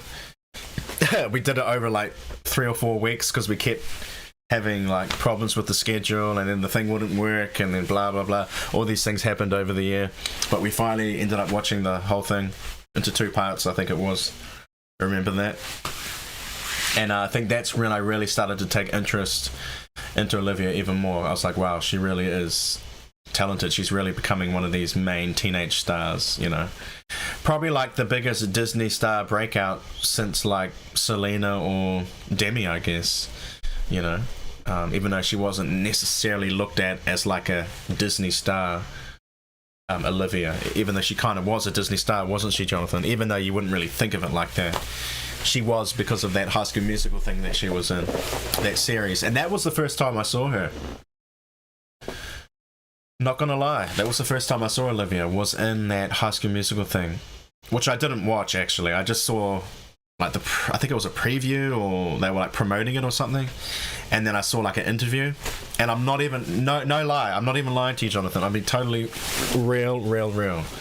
When I saw the interview, and it was those four main characters, you know, the guy who played, like, the Zach role, and then the other guy, the other girl and her, and I think some other characters as well. But when I saw the four of them, I just looked at her, at Olivia, and I was like, there's something about that chick. And I didn't know, she hadn't had driver's license, she hadn't had anything yet.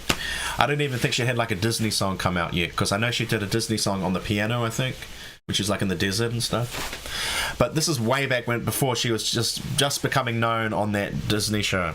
And like, I think the previews were just coming out, and I didn't even know how I saw that. It just popped up on my recommendations, I think, Jonathan. And so the recommendation popped up, and it was like High School Musical, the series or something, which is like a stupid name, but anyway. So clicked on that. I saw the interview. They were interviewing her, or they were interviewing the main cast. This is way at the beginning, before the era even started, Jonathan. And I just looked at it, and I was like, I looked at all of them, and I was like, yeah, they're pretty, you know, they all seem pretty talented. But then I just looked at her, for some reason, my eye just went to her, and she had like a different outfit on than everybody else. She had like a yellow outfit on, I think, if I can remember. Her eyes were just piercing. She had something about her. I know that sounds so cheesy or so weird, but it's true. I really looked at it, and I was like, I don't know. I just don't know why I'm looking at her like this. Like, there's something about that chick. And I had a feeling in here, I had a feeling down here, I was like, I wonder if she's going to become famous. Like, I wonder if she's going to break off to do something really big. And then I was like, oh, well, who knows? You know, I was just like, who knows? I don't know. We'll see, you know. And wow, she blew up. I couldn't believe it. I was like, yo, that's that chick. When I saw that song, you know, Driver's License, when it blew up on TikTok, and then it, like, you know, took over the world and stuff like that, I was blown away. I was like, yo, that's that chick. That was that girl I looked at. I was like, I remember her in the interview, and I was like, there's something about her. And then she blew up. And it wasn't even like, I hadn't even heard her sing or nothing. I just heard her talking. And I was just like, is she going to be a star? Like, she had that it thing. You know, that it thing we're talking about. She had that it thing, and I just knew it. I knew it in my soul somehow, that she had that it thing. I just recognize it in people sometimes. I'll look at people and I'll be like, wow, they've got that thing, or, you know, they've got something. And anyway, so then when I saw Driver's License blow up, I was like, wow, I was right. And I was like, I knew something would happen. I just knew something would happen. I didn't know what, but, and then she blew up, and then of course the album and everything, and now she's a famous star. So it's like, wow. I know that sounds so crazy, but it's true. It's really true. It's a fact. And anyway, let me scroll back to see what you guys are saying. Let me see. Driver's license for the beginning of the year. Alan said, I was born in 97, so I'm 24. I think that means you're still... Yeah, I think you are. You are Gen Z, Alan. I think you are, because one of my family members was born around that time, and I'm pretty sure they're Gen Z as well. Yeah, because I just missed out on Gen Z. I was born like right at the end of millennial, just before Gen Z starts. And I think Gen Z starts around... Anyway, I'm not going to say what year, because then you might figure out my age. But anyway, some of you already know my age. It doesn't matter. But anyway, let me wipe my nose, because I'm getting a stuffed nose. Hold on. This always happens when I talk a lot. And shout out to the person who commented on my video yesterday saying you talk a lot. I was like, thank you. I'll take it as a compliment. Even though obviously it probably wasn't, but who cares? Who cares? This is what we do over here. You like it or you don't. Get over it, you know? So anyway, let me see. So if you're born in 97, that means you're 24. I'm pretty sure that means... Does that mean he's Gen Z, Jonathan? I think that's what it means, right? I fall right on the borderline. Oh, okay. You fall right on the borderline of between Gen Z and millennial. Crap. So what does that mean then? Does that mean... I think you're more of a millennial, if I'm being honest with you. Would you identify more with the millennial side? I think you would, because even though you are an old soul, you know, I know that you know a lot of things about music. I don't know. What do you reckon? I can't speak for you. You have to speak for yourself, Alan. You know, do you think you fall more on the millennial side, or do you think you fall more on the Gen Z side? What do you reckon? Maybe you like being both. You kind of like both in a way. You kind of like more on my side and then more on Jonathan's side, you know? Kind of just in that perfect borderline, right in the middle. Let me just go blow my nose, guys. I'll be right back. Give me 1 sec. I'll be right back.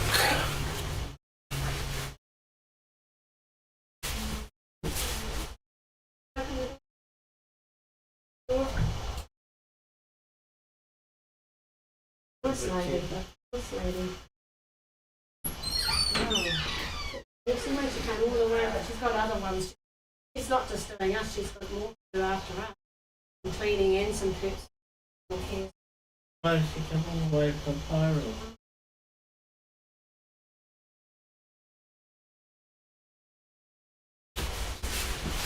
Okay, we're back. Sorry about that. Okay, let me take a drink. How it's already almost 2 o'clock already. Time flies when you're talking a lot.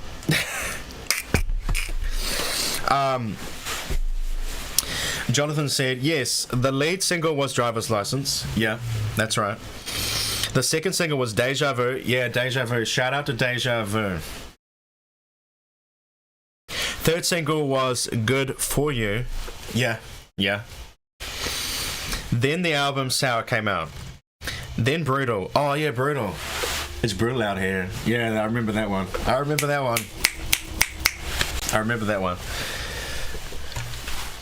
Not gonna lie, Jonathan, they played these albums on the radio in my car.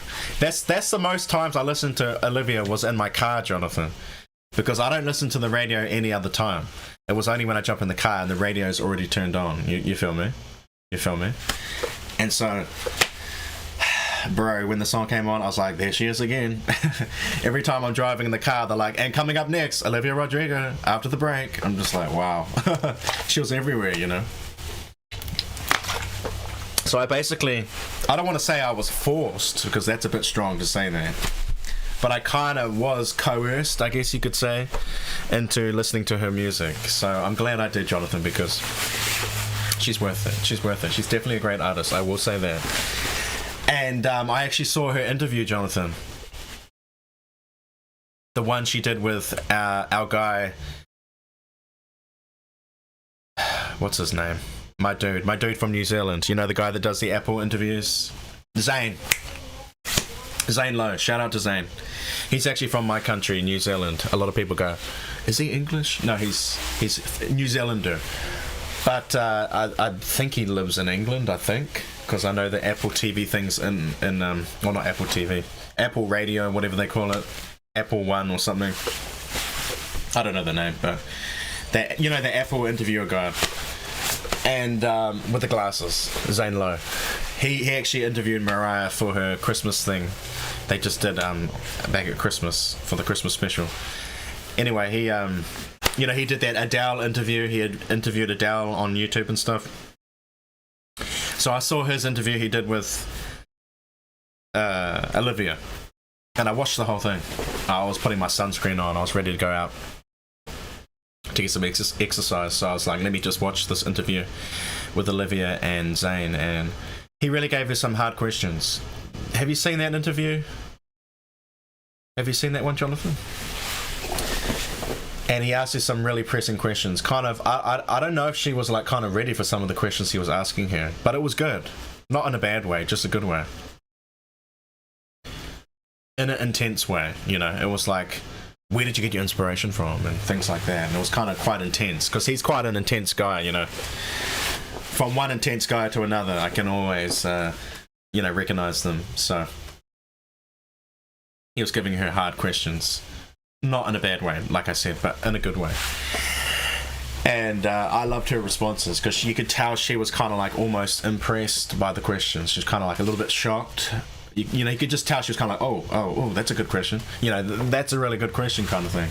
And then she answered the questions really well. I thought, for her age, because she's only young, she definitely gave some pretty strong answers. She even said that, you know, look, man, I'm only, she's 18, I think, 18, right? 18. I'm only 18, and, you know, I still got a lot to learn. You know, I don't know everything. And I thought that was really mature of her to say that, because it's like she didn't have to try and pretend that, oh, you know, I'm 18, I know everything. You know, she didn't have to try and pretend that she's so grown up that she knows everything, which clearly she doesn't, because she's only 18. You know, she's only 18, right? You know, when I was 18, I thought I knew everything too, which I didn't. And so I really enjoyed that interview. She definitely gave some good insights, and, you know, it was really interesting to kind of see her point of view and how she came up with the album, and kind of what her inspiration was, and even talking about the instruments and things that were used, and how does she feel now about being famous and things like that. And, you know, it was lit. It was lit. I really enjoyed that interview.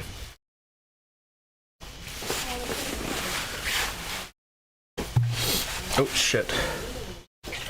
Excuse my language. Sorry, I just dropped my drink.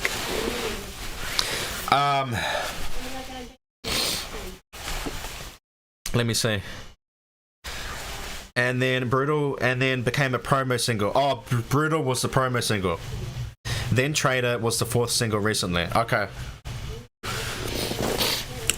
Jonathan said, that was the sour rollout. Yeah, that's perfect. That's perfect that you knew exactly what the rollout was. And I feel like she chose the perfect singles for this era. I wonder who helped her. I wonder who helped her choose the singles. Was it like a label thing, where the label was like, put this single out, you know, do that? Or was it like a collaboration between people who were like, was she like, oh, what do you think, guys? Should I do this song? Or is she the kind of artist that was like, no, I'm putting this song out. This is what I want to put out. What do you think? What do you think? Because you know her more than I do, Jonathan. What do you think the rollout was? Do you think it was like her own input? Or what do you think? Sorry, I just got a runny nose, guys. It always happens when I talk a lot. I don't know why. It just always happens all the time. Keeping it real with you. Keeping it real with you. Come on. 1997 is Gen Z, I believe. Yeah, you're Gen Z. You're Gen Z, Alan. Jonathan said, oh, yes, I have seen the interview. Oh, you saw that one? Yeah, I like that one. I like it. I like it. I did like the interview. It was so mature. Yeah, very mature. That was kind of the vibe that came across for me. Was that she was very tuned in, very switched on kind of girl, you know. For a young girl, she's only young. Yeah, he's a really good interviewer. He is. He's very intense, you know. Obviously, like I said, he's very intense, but then so am I. So we know intense people when we see them. And that can be I know that I can be a lot for a lot of people. I know I'm very intense for a lot of people. I understand that. And yeah, I do talk a lot. We get that. But obviously people like Jonathan, you know, people like Alan, they're used to that. They know what I'm like. So they're just used to it. Other people that are new to the channel, they're kind of like, whoa, what's going on, you know? Takes a minute for them to warm up. But, you know, they either get with it or they don't. So either way, I just carry on. But and like I said, I could have a conversation with myself and I would be fine. Which is kind of like, it's a bit weird, but you know, it is what it is. But as a person that can just talk, it's just natural. You know, it's just natural. Hey, what's up, curious lady? Hola. Hola, ¿cómo estás? Ho, ho, ho. Did I get that right? Hola. Hola, ¿cómo estás? How are you, curious lady? Merry Christmas and all of that. How did it go? Welcome to my best and worst albums and songs of 2021. Jonathan said, I believe it was her decision. Okay. And her co-producer, writer, Dan Nigros decision for the singles, because I know she chose Driver's License. Oh, she chose that? She chose it. And Brutal to become singles, and Deja Vu was hers and Dan's decision. Okay. So does Dan have a really good... Oh, not eyes. Does he have a good ear for things? Like, he's got a really good ear for what is, you know, that hit. You know, that hit that you need on the charts. Oh, Jonathan, this is Curious Lady, Jonathan. Curious Lady's from Brazil. She's one of my Brazilian subscribers. Shoot. Sorry guys, it's really hot here in New Zealand right now. I'm sweating like a pig on the playground. Spinning like a pig on the playground.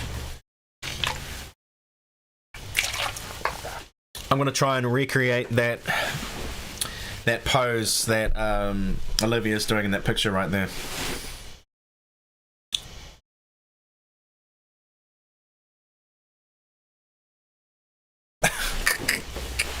I'm just joking. I'm just playing with you guys. I have my funny moments, okay? Just roll with me. Imagine if I put an album out like that, Jonathan, you'd be like, what the hell? Hey, it works for her, you know, works for her. It doesn't work for everybody, you know. Jonathan said, hello, curious lady, welcome to the live. Welcome to the live. Oh, by the way, guys, Jonathan is my moderator, so he moderates all the trolls and the haters and the crazies. You know, he knows how to block them, so it's all good. Curious lady said, hello, thank you.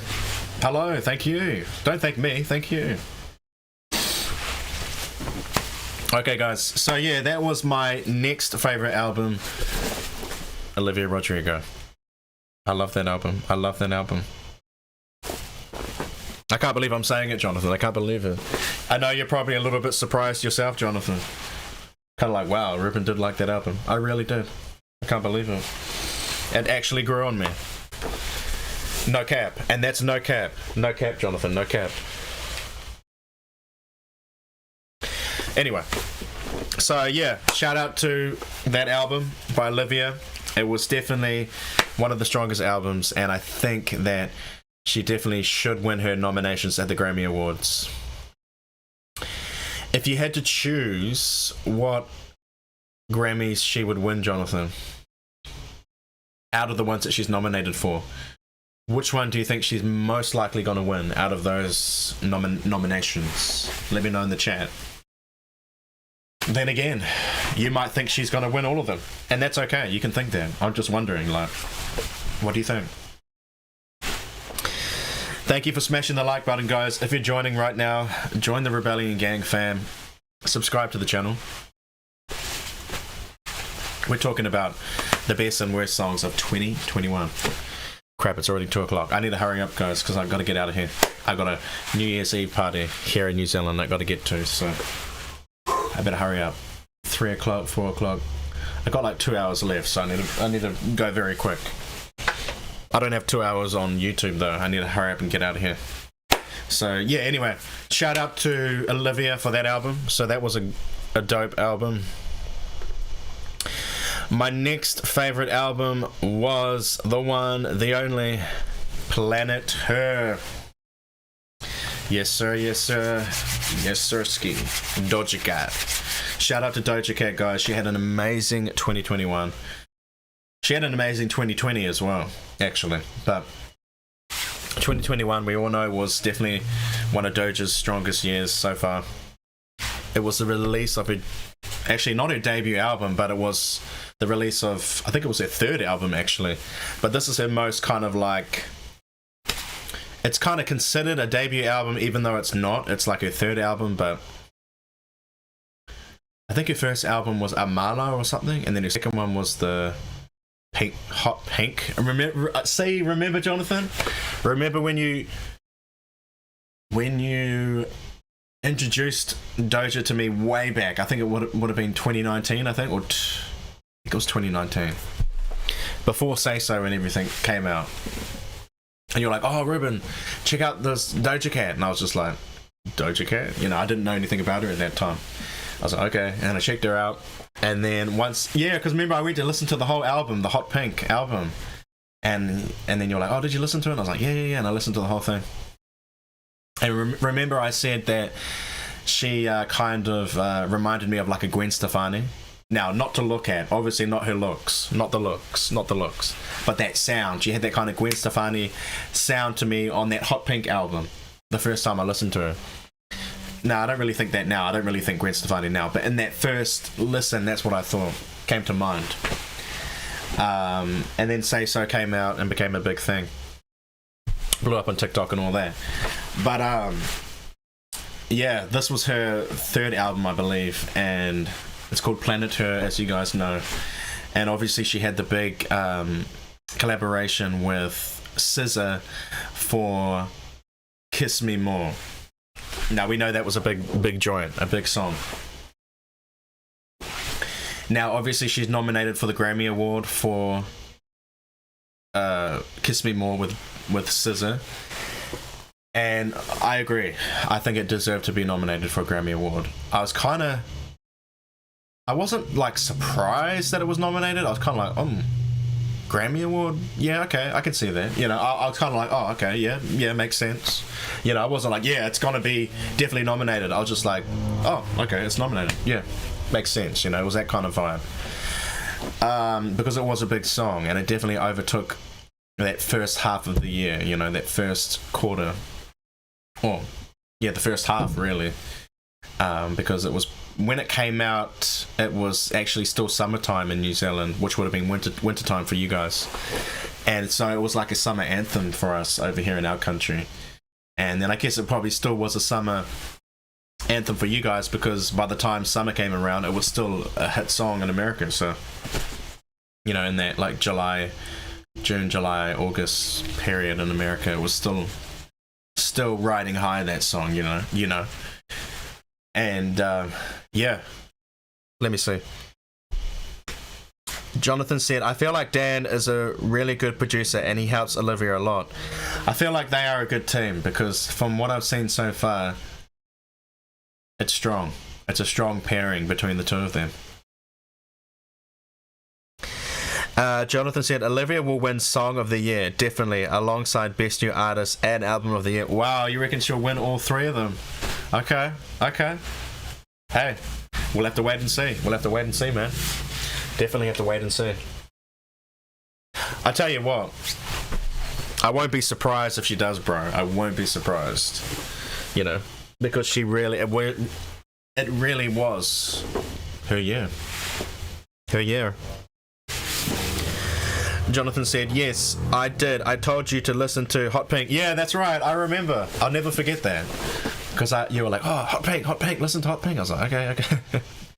And then I listened to it and I was just like, wow. And actually, it blew me away. So, and then I didn't expect her to blow up as she did. And then she blew up and became mass. I mean, she was already starting to blow up. But then it was like, boom, the glow up. You know, she just became Doja Cat that everybody knows today. So, crazy. I'll be interesting to see what's going to happen next year for her. And whether she'll put out another album next year. Or will she wait like a gap year and then put out another album next year, maybe? Doja Cat. Yeah, I told you to listen to Hot Pink because I listened to her album and I told you it was really good. Yeah, I remember. I'll never forget that. It's so funny to see her rise like she did and become so massive, you know, household name now. You know, everybody knows Doja Cat. So a lot of people have, you know, different views on her. You know, some people like her, some people don't. But I think for the most part, people like her. For the most part, I know I do. I think she's a great artist. And the reason why I love this album, Planet Her, is because I listened to the whole album from the start to the finish.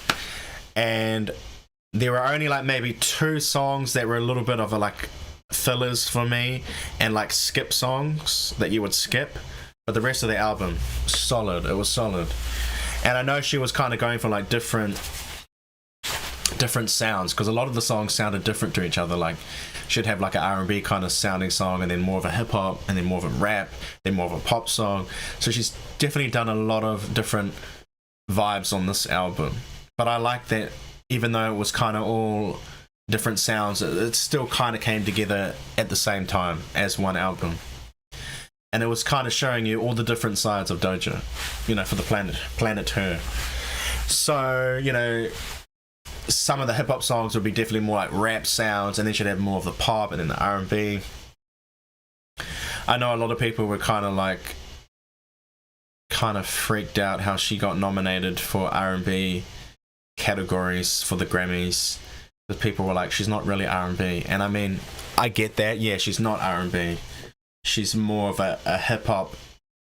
Well, she's more of a pop rapper, if you want to put it that way. If we had to categorize her, she's more like a pop rapper, pop star rapper, you know.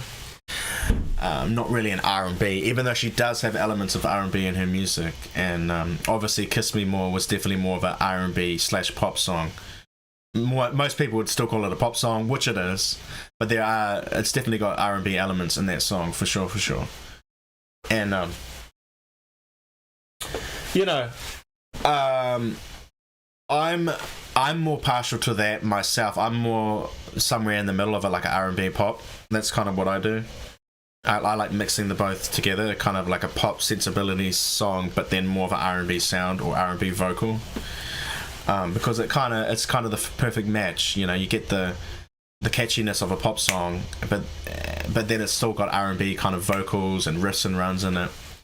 It's kind of the ultimate genre, I think, in a way, when you mix R&B and pop together, because it gives you what you need. You know what I mean? I don't know if that makes sense, but and obviously I love soul music. You know, being rooted in soul music, growing up, and gospel and stuff. But as an artist, I would present more as an R&B pop artist. But I wouldn't just say pop, because if it was just pop, then it's just like too straightforward, because it's just too pop, you know what I mean? Even though pop is different these days. But back in like the Britney Spears days, a pop song was like do do do do do do do, and that's like it. And then like you'd have like a Tony Braxton or something back in the old days, and it would be like unbreak my, you know, very dramatic and stuff. But then when you bring them together, you bring the R&B and the pop together, you kind of have that, like a Kiss Me More kind of song, you know. It's very pop, but then also very R&B at the same time. So a lot of people were kind of a little bit confused about how Doja would be considered an R&B artist. And I guess I would not consider her an R&B artist. Like I said, I would consider her like a pop rapper that can do elements of R&B in her music. But then again, maybe she wants to be an R&B artist. Maybe she wants to go more down that road. I don't know. She started more as obviously like a rapper kind of vibe. So who knows where she'll go from here? Who knows? Jonathan said, "Oh yeah, fun fact. Olivia did day. Huh? Did day. Oh, I think you mean did say. In one of her interviews that Deja Vu was actually the hardest song to write and produce, and it took some time to make the whole song." Deja Vu. Oh, Deja Vu. Okay. Deja Vu. I like that Deja Vu. I like all of her songs, I think. Only thing is, I think Driver's License is a little bit overplayed for me now. But I do like it. I still appreciate the song, but it's just, you know, I've heard it so many times that it's like I couldn't probably listen to Driver's License again. You feel me? You feel me, bro? I don't think I could listen to it again, but yeah. Deja Vu is definitely a good track. It's a good track. But what was your favourite songs on the Doja album, Jonathan? What was your favourite songs? And Alan, and whoever else is watching. What were your favourite songs on Doja's album? I think for me... Oh, let me know in the chat. For me, my favourite songs from the album were Woman. I Can Be Your Woman. Woman, woman, woman. I like that track. Very catchy. And the video. Fire, fire, fire, fire. Obviously Kiss Me More with SZA. Also, I liked Need to Know. I also liked Get Into It, Yeah. What else did I like? I can't think of any more songs right now. There was definitely a good handful of songs from the album Planet Her that I did mess with. I did mess with them, so... Excuse me. Off rip. It was that album. It was that album for me. One of the best of the year, so... That's all I can say. That's all I can say. It's one of the best. I mean, look at her. She looks beautiful right there. You know what I mean? I know it's only a picture, but I'm just saying. You know. So, yeah. It was lit. It was lit. A lit album. You know, very diverse. Oh, also that song she did with Ariana Grande on the album. Gappy da da da da da da da da da da da da da da da da. Something like that. You know the one I'm talking about. The one she did with Ariana on the album. I like that one too. Even though that one didn't really become a big song, but I did like that song though. It's kind of funny how some songs become big and then other songs don't. And then it's like the songs you think would have blown up, they didn't. Do you know what I mean? It's like, I thought that song was going to be something and then it didn't go anywhere. And then the ones you didn't even really think much about, they become like the main radio songs or the main songs that everybody starts playing on social media. It's like the stuff you don't think. Funny how that works, huh? Am I the only one who thinks that? Because I've noticed that. Because to be honest, when I listened to that Ariana and Doja song, I was like, oh, this is going to be a hit. And then it didn't really go anywhere. It's still a good song though, but it just didn't really catch on, you know. And then other songs blow up, like Get Into It, Yeah, and Woman and all that. Do you know what I mean? Do you know what I mean? Need to Know, You Right. Oh, your favourites were Need to Know. Oh, You Right. Yeah, You're Right. I forgot about You Right. So that's another one I like. Options and Woman. Okay.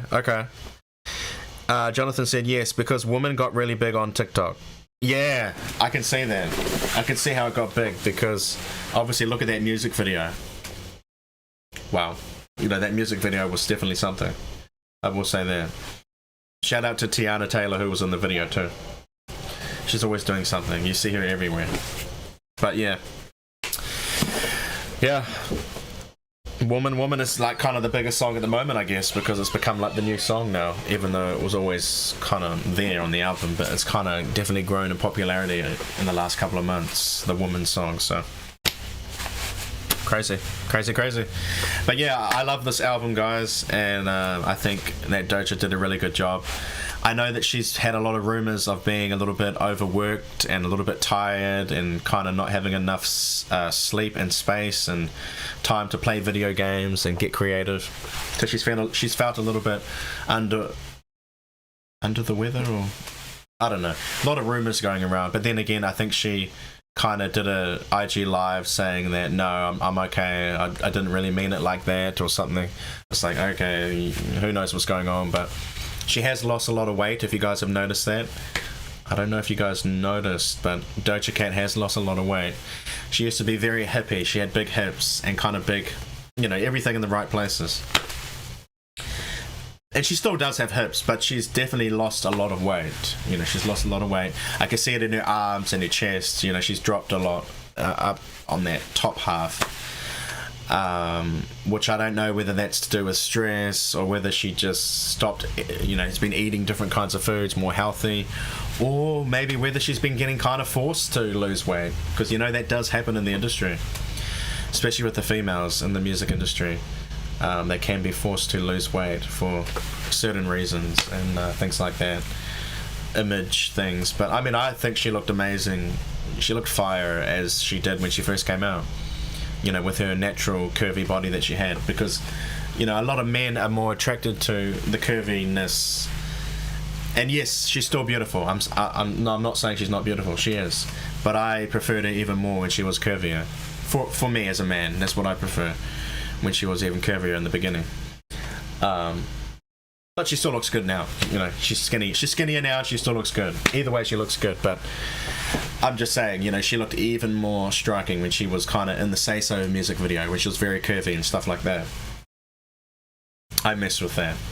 But who knows why she's losing weight? Who really knows? But she has been losing weight, so... But apart from that, great album. And yeah, she's doing good. So who knows what's going to come next with the next album or what she's going to do next. We'll have to wait and see. Maybe she'll win the Grammy Award for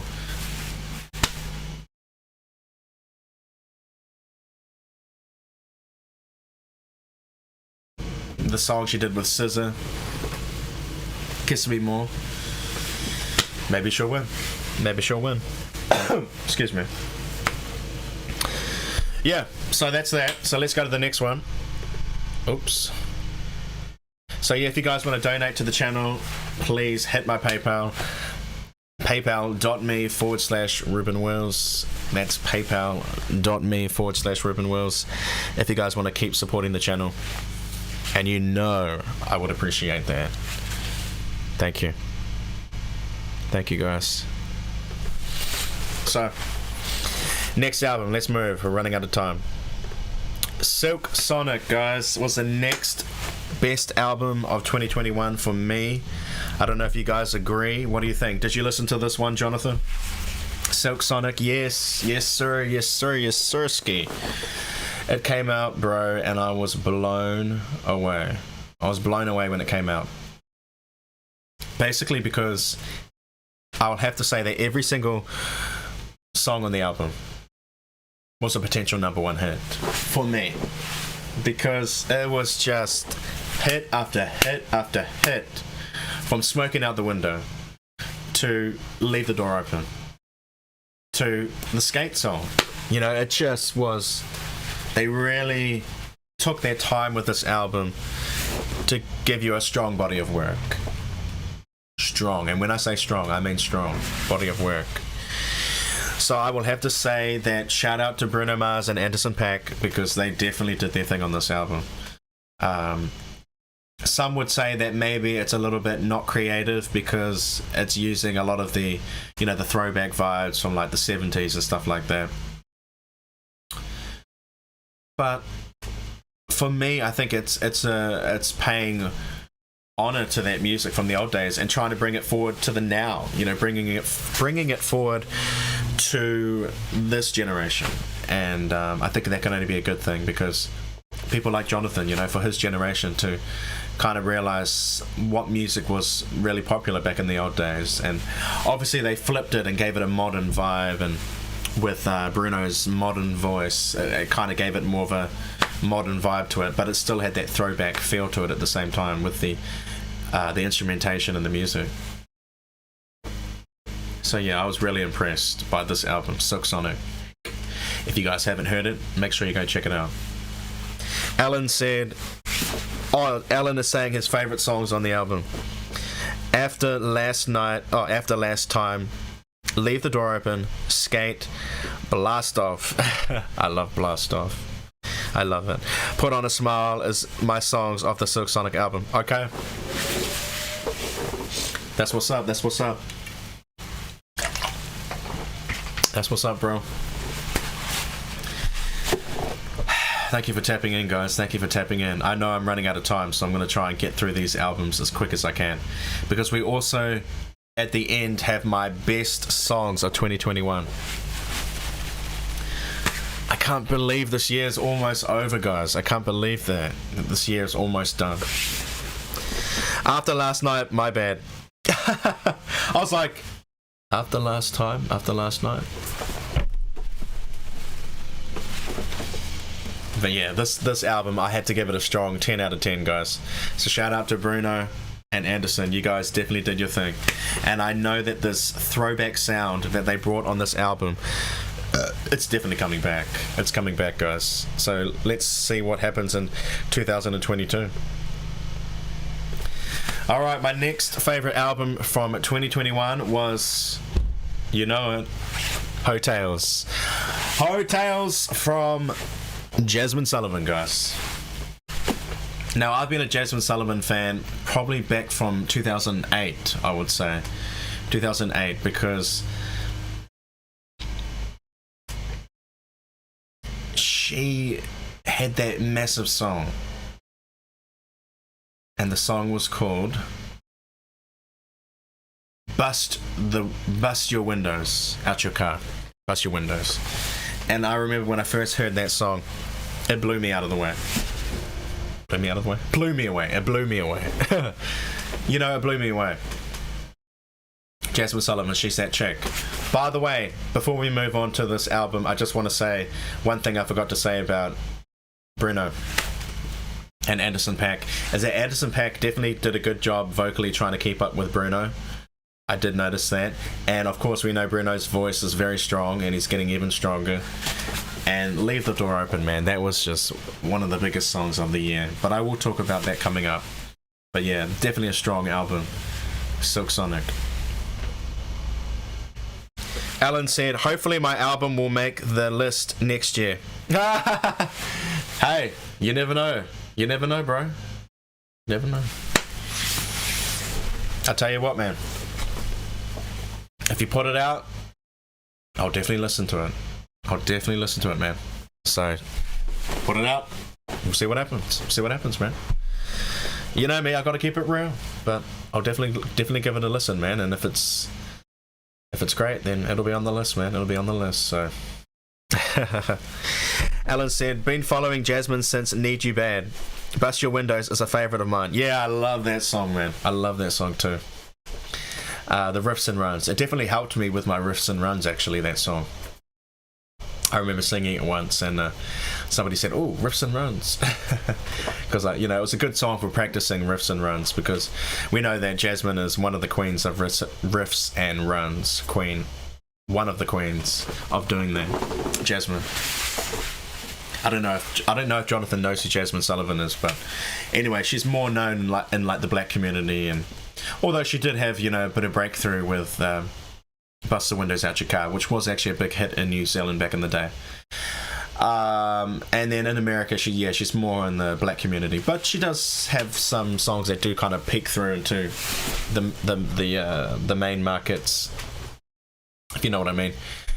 But she's very talented, vocally talented, and just an amazing artist overall. As you can see, she's lost a lot of weight on this album because she actually was on the bigger side there for quite a while, which there's nothing wrong with that. I'm just saying, just speaking facts. You know how I do. But anyway, she looks great now. I mean, she always looked great. She always looked great, but she looks even better now. And she's had a bit of a comeback with this album, Heaux. And let me know your favourite songs on the album, guys. For me, I would say that, pick up your feelings. Pick up my feelings. Pick up your feelings. It's everything. It's that track that just took over the whole album. For me, it's still my favourite song on the album. I love every track that she did on this album because I can tell she put a lot of passion into it. A lot of passion, a lot of time into it. Because she sings from a real place, Miss Jazmine Sullivan. So I think Pick Up Your Feelings is still my standout track for me. I don't know about you guys, but it's still my favourite track on the album. And I think it was a good commercial breakthrough for her once again to have a bit of a comeback, Because I'd been wondering, I was like, man, I wonder if Jazmine Sullivan's ever going to have a comeback in the main music industry. And look at that, she did. She really, really did with this album. So, congratulations. I believe she's nominated for a Grammy. Is she nominated? She is nominated for a Grammy, is she not? Let me know, bro, because I think she is. I think I did see that. I believe she is nominated for Hotels. I don't know exactly what the nomination is for, but I think I did see that from memory. Alan said, pick up your feelings. Lost One. Yes, Lost One. I love Lost One. That's probably my second favourite. I love Lost One. You could tell she's been a tortured soul. She's had a lot of things happen to her over the years, and shout out to her American anthem that she did with that other white dude. when they performed at was it the Super Bowl this year. She did the national anthem. So did her, Her, the artist. She did the other one, because you guys have like 3 anthems, right? America the Beautiful, and what's the other one? Star Spangled Banner. I think there's another one, isn't there? Anyway, so then she did the anthem, the national anthem, with the other guy, and she didn't really need the white guy, but I mean, it just kind of, it was a little bit of a duet, I guess, and she slayed that national anthem. Just the voice, just taking over the whole stadium, So shout out to Jazmine. I'm glad she's been able to shine this year, and I hope that she will, win these Grammy nominations that she's nominated for. I don't know what the nominations are, but I do know she's nominated. Reality Show is her best album, along with Love Me Back. Okay, that's Alan's opinion, guys.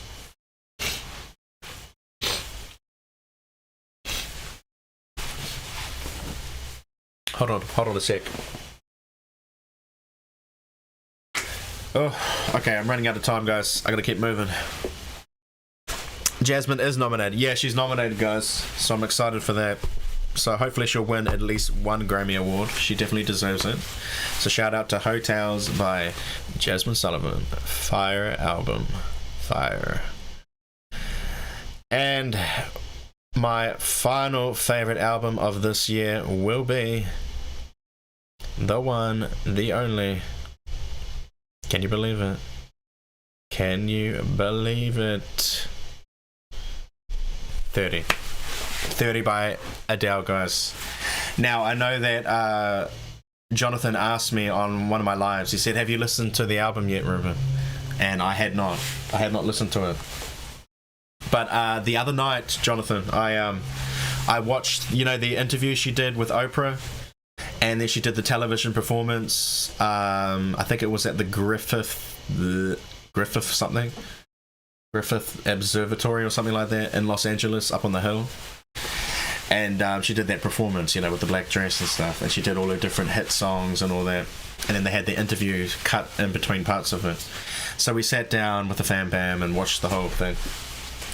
Now, one thing I will say about Adele is that her voice has definitely changed, guys. I don't know if you guys noticed this, Jonathan and Alan, but I believe she had vocal surgery at some point. But I have to be honest with you guys. I think that I prefer Adele's voice from before she had the surgery.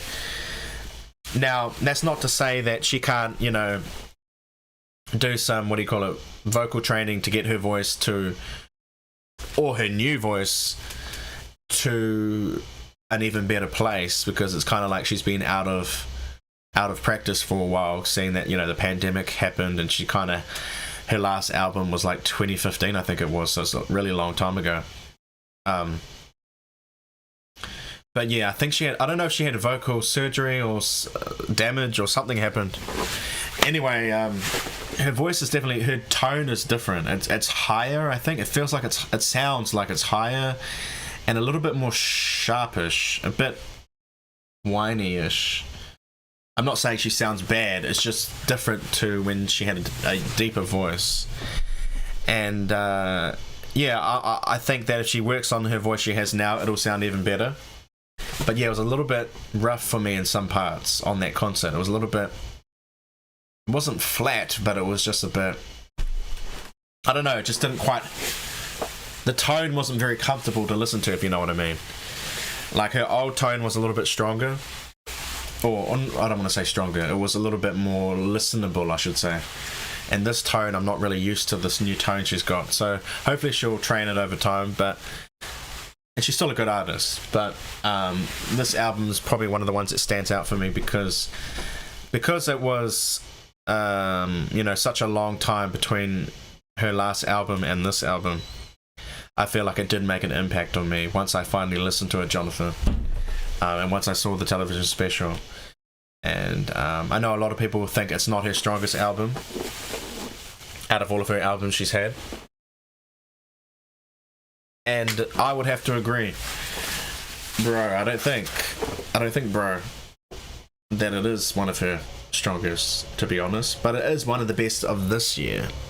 You know, it's not one of her best, but it is one of the standout albums from this year, 2021. Does that make sense? Alan said his favourite songs of the year from Adele. Adele 30 has lots of good songs. Easy on Me, All Night Parking Interlude, To Be Loved, Love is a Game, Hold On, Strangers by Nature, and some of my favourites. Okay. Thank you for sharing. There definitely are some good songs on this album, and I would say for me, Easy on Me will still stand out as the strongest. I believe it's still the strongest on the album.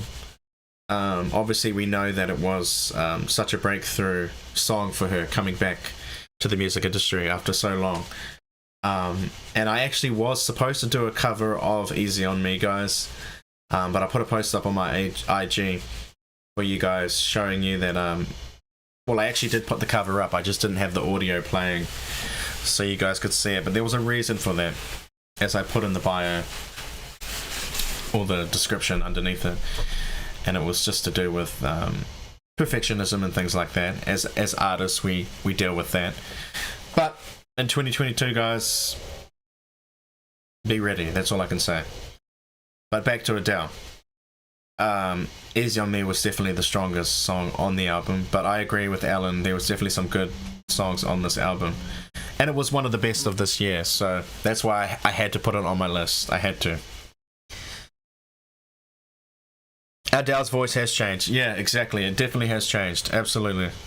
She's had a baby, lost weight, and has got older, and she has to have vocal surgery due to vocal hemorrhage. Oh, it was a vocal hemorrhage. Yeah, I knew it was either a vocal hemorrhage or something happened. I wasn't sure exactly what it was, but yeah, she had a vocal hemorrhage. She had a vocal hemorrhage, guys. To me, this is her best vocal album. Okay, so vocally, one of her best albums. I can see that. I can hear that. Yeah. But music-wise, maybe not one of her like top albums for hit songs. I think the last album, 25, was pretty strong. But then 21, you know, you can't beat 21, I think. 21's definitely that one. But I like 25 too. There was some good hits on 25 as well. I think one of my favourite songs of hers still to this day would be When We Were Young. When We Were Young is still one of my favourite songs by her. Hello is pretty cool, but it's kind of overdone, but I still like it. Hello and When We Were Young. And what's another one I like? Oh, there was one that she sung on the television special. I can't remember the name of it now. I don't know, I can't remember it, but there was another one that I liked. But those are my main songs that I like from her, and Easy on Me as well, obviously, is that track. My ranking of her catalogue is 21, 30, 25, and 19. Oh, so 21 is your least favourite or your most favourite? Because I'm not sure what order that ranking is in, Alan. Let me know. I think my ranking for her would probably be, I would say my favourite would be 21, and then 25, and then 30, and then I put 19 at the bottom. 19's probably my least favourite by her first album. Alice said, To Be Loved, her live performance in her house, amazing. The power of her belts. Oh, yeah, that's right. I saw that. Yeah, bro, I saw that one. That was a good one. That was a really good one. 21 is my most favourite. Yeah, me too. I think 21 is definitely my favourite album. It's the most, like, kind of commercial album of hers that really, like, solidified her and stuff. It's funny how, like, for some artists, their first album will be their strongest, and then for others, it ends up being their second album. Their first one kind of is okay, and then they, like, come powerfully with their second one. And then for other artists, it's like that first album is everything, and then the second one kind of fails a little bit. You know what I mean? In comparison. And then for other artists like Doja, it's like the first one, nothing happens. Second one, wow, it's getting bigger. Third one, massive. You know, it's kind of different how everybody has different, experiences. Because, like, even with Mariah Carey, it was like the first album was massive, and then the second one, Emotions, kind of was a little bit less. and then boom, Music Box, one of the biggest of all time. It's like, you know, you just don't know what you're gonna get. You don't know how it's gonna go. So you could say, oh, maybe your first album will be your biggest, but then again, it may not be. You know, it could be your second album or your third album, even your fourth album that ends up being the biggest one. You just never know. I think people naturally think, oh, the first one will be the biggest, but nah, not always. Not always. It's really different every time. So anyway, shout out to Adele. I'd say that. Oh, my camera's going crazy. I would say that, yeah, this is definitely has to be on my top albums list for this year. So shout out to Adele, guys. 30, go check that album out if you have not. And thank you, Jonathan, for reminding me to check it out about a month ago. I think about a month ago when I was live on IG, you asked me the question if I'd checked it out when we were watching I think it was the American Music Awards. So yeah, thank you for reminding me, man. Alright, so that's my top albums for the year. Let me know if you feel I've missed any albums for this year. Those are the only ones that I could think of that were my favorites this year. But let me know in the chat if there's anything. And let me know in the comments, guys, for the people watching back on the replay, if there's any albums that I missed, guys, or any songs, or yeah, any albums that I missed. And then if you guys agree with me for my least favorite songs and my least favorite albums, let me know if there's anything else I missed in those categories. Now we're going to move on to the final category, which is the one, the only, my favorite songs of the year. So we did the favorite albums. Now let's do the favorite songs. You guys let me know what your favorite songs were as well. We've done the worst albums. We've done the worst songs. And now we've done the best albums. Let's do the best music. The best songs. So for me, one of the best songs of the year, I would have to say, would be Heartbreak Anniversary by Mr. Giveon. Yes, sir, yes, sir, yes, sir, yes, sir. That song was massive. Heartbreak Anniversary broke so many records. And it just came out of nowhere. It's what they call a sleeper hit. So at first, when the song comes out, it doesn't necessarily hit very hard with people. And then all of a sudden, it creeps, and it creeps, and it grows, and it grows. It's what they call a sleeper hit. Or even, there's another word for it. I think they call it it's a grower. It's a grower. So it's a song that grows on you. So over time, that song just got bigger and bigger and bigger. And it really put Giveon on the map. Because I believe that, I don't know if it was last year or a couple of years ago, he was basically just being a waiter, waiting tables at a restaurant. You know, just a regular person back then. And look at him now. He's become, one of the biggest R&B stars out there. So Heartbreak Anniversary was a big song for me because obviously I did my cover of Heartbreak Anniversary. A lot of you guys have seen that on my channel. I did basically like a head voice and falsetto version of it, which was, my take on it. It was slightly different than just, doing full chest. And so it was a different version. A lot of people liked it. And I just wanted to do something different. And so Heartbreak Anniversary was definitely a highlight moment this year for me. And the song was just one of my favorite songs. And Giveon has an interesting voice. It's very deep, very baritone, I believe you could say, baritone. Obviously, I'm a tenor singer, but that doesn't really matter. The difference is that you can just interpret a song how it works for your voice. And so yeah, Heartbreak Anniversary, guys. Do you guys agree? I like that song. And he sung it at the American Music Awards. He sang it on Ellen. He sang it on, what was that festival he did earlier in the year? What's that festival they have in Chicago? What's that festival they have in Chicago, Ellen? In the summertime? I think it's called, is it Lollapalooza or something? Or am I thinking of another one? I can't remember. He sang at one of those festivals anyway. So yeah, Heartbreak Anniversary is one of my favorite songs of this year. My next favorite song is Save Your Tears, the remix by The Weeknd featuring Ariana Grande. Was another massive song and very successful song this year. It was actually very big in New Zealand as well, not just in America. So Save Your Tears, the remix by The Weeknd and Ariana Grande. Obviously, we love the performance they did at the iHeart Radio Music Awards, I think it was. And Ariana came out in that iconic purple dress, and The Weeknd was doing his his iconic sounds on the microphone. I don't know why he was doing that, but that was just so funny to me. Where is my microphone? Speaking of microphones, I don't know where my microphone went. You know the one I'm talking about, Jonathan. You know when they're performing at the iHeart radios, and then he's like, The Weeknd, and then he's like, Ariana, let's go. You know what I'm talking about, The Weeknd. I don't know where my microphone went. Wait, let me just see. I just have to give you guys. Hold on one sec. Have you seen my microphone?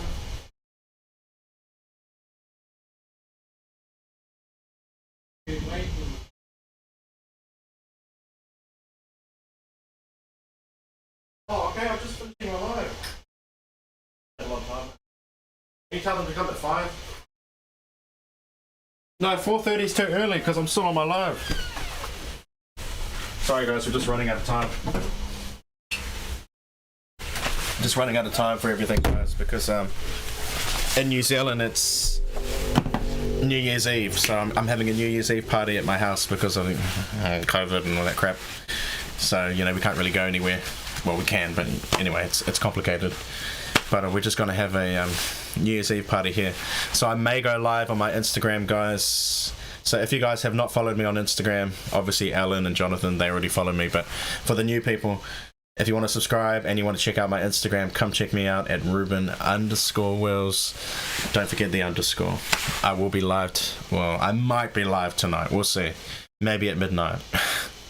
But you guys will probably be asleep anyway, so I don't know. We'll see. But just come check me out on Instagram anyway, and you'll just be able to stay updated with everything, bro. I can't believe this is my last live for the year, guys, and then we're going to be in 2022. Well, New Zealand will be in 2022 before you guys, because you guys have like kind of 1 day left, I guess you could say. For us, we're just going to go straight into it because we're like ahead of you guys.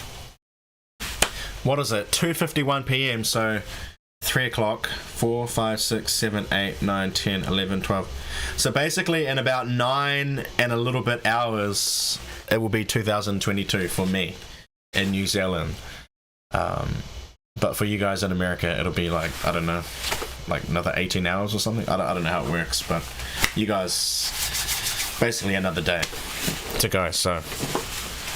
Because what time is it for you guys right now, Jonathan and Alan? I think it's like, must be 8 o'clock or something? 9 o'clock p.m.? I don't know how long we've been on live stream. I think we've been on here for like 3 hours or something. Anyway, I'm almost finished, guys. We just got to do one last thing. We're just got to get through my favourite songs of the year. You guys let me know if you agree. And then we are done for 2021. Goodbye, 2021. Hello, 2022.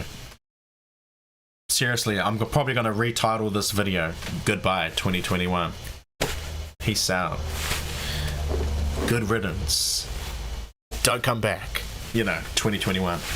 Out of here, kind of thing. Kind of vibes. So, you already know the vibes. That's what we're going to be doing. We're moving forward into 2022, and I'm excited, Rebellion Gang. I'm excited. Rolling Loud. Rolling Loud. Yeah. No, it wasn't Rolling Loud. But I know what you're talking about. Rolling Loud was one this year. I know Chris Brown made a comeback at Rolling Loud this year. He came back and he did the With You song and everybody was singing in the audience and stuff like that. But no, it wasn't Rolling Loud. I think it was Lollapalooza, but then I don't know if it was. It was one of those weird names, like a Lollapalooza or something like that. Kind of festival back in summertime. In Chicago, I believe it was Chicago. Chi-Town. Anyway, so yeah, Heartbreak Anniversary is one of my favourite songs. And then what was the other one? Save Your Tears remix by The Weeknd and Ariana Grande. Alan said it's 5 p.m. It's 5 p.m. yo. So if it's 3, 4, 5. Oh, so you're in LA time, Seattle time, LA time. Okay. Now let's see. So my next favorite song. Oh, that's what I wanted to do. You know how when they're singing at the awards, and then The Weeknd was like this. Wait, what's that song? What's it called again? Save Your Tears remix. And when he was singing it, and he was like, ah, ah, and he was like, ah. You know, I don't know why he was doing that, but it was funny though. It was funny. And then Ariana came in with her hand up like this. At you once. The performance was just iconic. The performance was iconic at the iHeartRadio Awards. And I actually did the whistle note and everything as well, so that was iconic. My next favourite song from this year is Chloe, Have Mercy.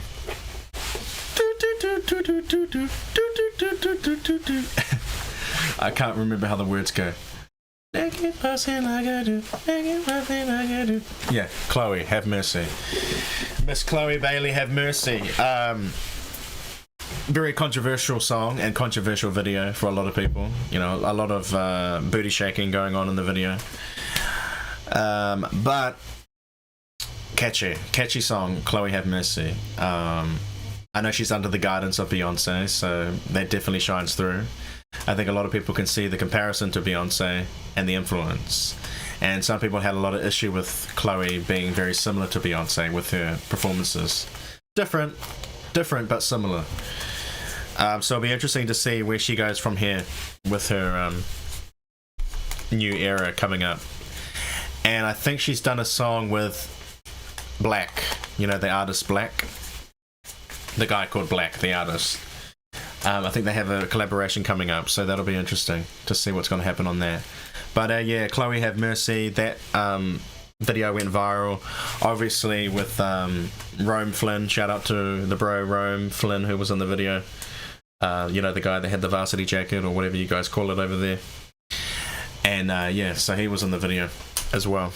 So Chloe, Have Mercy. My next favorite song would be Wild Side. Wild Side. Wait, I've got to write the names of the songs in the chat. I forgot. Save Your Tears. Do you guys agree with my favorite songs of the year, guys? If you don't agree, that's all good. Let me know. Save Your Tears remix. The Weeknd featuring Ariana Grande. Oops. Featuring Ariana Grande.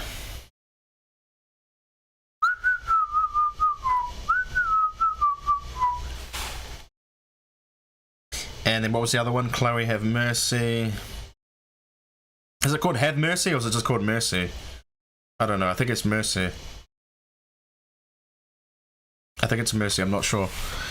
Oh, was it Have Mercy? I don't know. Chloe, the Mercy song anyway. And then, what did I just say? Wild Side.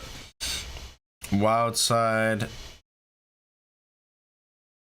by Normani featuring Cardi B. Normani. You know, some people say Normani. Is that Normani? No, it's Normani featuring Cardi B. Now, a lot of people feel like Cardi B did not really need to be on the song and they didn't really add anything to it, which I'm not gonna lie, there is some truth in that. And it was a bit awkward, you know, the scene with them naked together was kind of like, yeah, kind of weird because, I don't know, it was just strange. I mean, I get what they were doing, but, you know, Normani's, I mean, she is, I don't know. Anyway, I won't say any more on that, but, yeah, so that was interesting, but I definitely liked the music video. I feel like the music video was obviously stronger than the song, than the Normani Wild Side song. The video was definitely heavily Aaliyah influenced, and what other artists influenced that video? I can't think of any others right now, but Aaliyah was the main one that stood out for me, which was the influence for that video, Wild Side. And then obviously she had the performance at the VMAs of Wild Side. I think she took the place of Lorde, because Lorde was supposed to perform, and then she pulled out, and so then Normani went in and did Wild Side. So Wild Side was definitely an iconic moment for this year, and even though the song is not that strong, it was still an iconic moment, you know, an iconic song. Yeah. Yes, sir. Yes, sir. My next favorite song is a song by Blast, Tyga, and Ty Dolla $ign. It's called Chosen. I think everybody knows that song. It definitely blew up online. And I actually got introduced to Blast through one of the old subscribers on my channel, actually. And they told me to check him. They recommended him for me to check him out. This is like last year, before he became blown up, before he became what he is now. And so I went and checked him out, and I just loved his music from the start.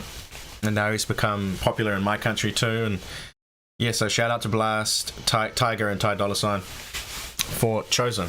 I love that song. My next favorite song is a song by Willow Smith and Travis Barker. It's called Transparent Soul, and I think everybody knows that song. We all know the video, and it's good to see Willow becoming her own artist. And obviously we remember her from the days when she was whipping her hair, you know, I whip my hair back and forth, all of that stuff, years ago, probably like 10-12 years ago or something, when she was young. And she was more like a kind of child singer, you know, kind of Rihanna inspired kind of music back then, very poppy and stuff. But now she's kind of become more of like an authentic artist to what she is now, very earthy, kind of Erykah Badu vibes. No, not really that, but she's just very, you know, grounded. So shout out to Willow Smith and Travis Barker for Transparent Soul. I think I didn't expect to like that song at first, but I did like it the more I watched it. It's funny how when you watch the music videos, that's what makes you get even more inspired. And it makes you love the song even more. The more you watch the music video. Sometimes the music video makes you love the song even more. My next favorite song is a song by your girl, Jonathan, Olivia Rodrigo. Traitor. Traitor was one of the standout songs for me. It was one of the standout songs. I don't know why. It just stood out for me. Traitor was one of those records. It was one of those hot records this year. So I would say Traitor is definitely one of my favorite songs. Now, of course, Deja Vu is another one that stood out for me. So Deja Vu, I also have to add that to the list. Deja Vu by Olivia Rodrigo. I'm really interested to see what her new album next year, or whenever it comes out, will be like. Will she still have that same sound from this first album, Jonathan, or will it change? Will she go in a completely different direction? That's what I want to find out. Time will tell. Yeah. Yes, sir. Now, of course, I cannot forget to mention SZA. Good Days. That song is just lives in my head rent free. It's one of those songs that just took the W this year. It just took the win. You know, Good Days by SZA is, I think it's going to win the Grammy. You know, I think she is nominated for the Grammy for that song, and I think she will win it. I really think she will win it, because it's just an ultimate R&B song. It really is. And it's so dreamy and like a cloud vibe, you would say, Jonathan, like a cloud vibe. I don't know how else to explain it, but that's just the vibe it gives me. And I really think that SZA will win for that. I think she will. My other favorite song was a song by her called Damage. A very R&B song that really broke through this year. Damage by her, and I can't really say anything about it other than it's kind of a masterpiece of a song. And the way she came up with that song and the melodies, it's really interesting to me.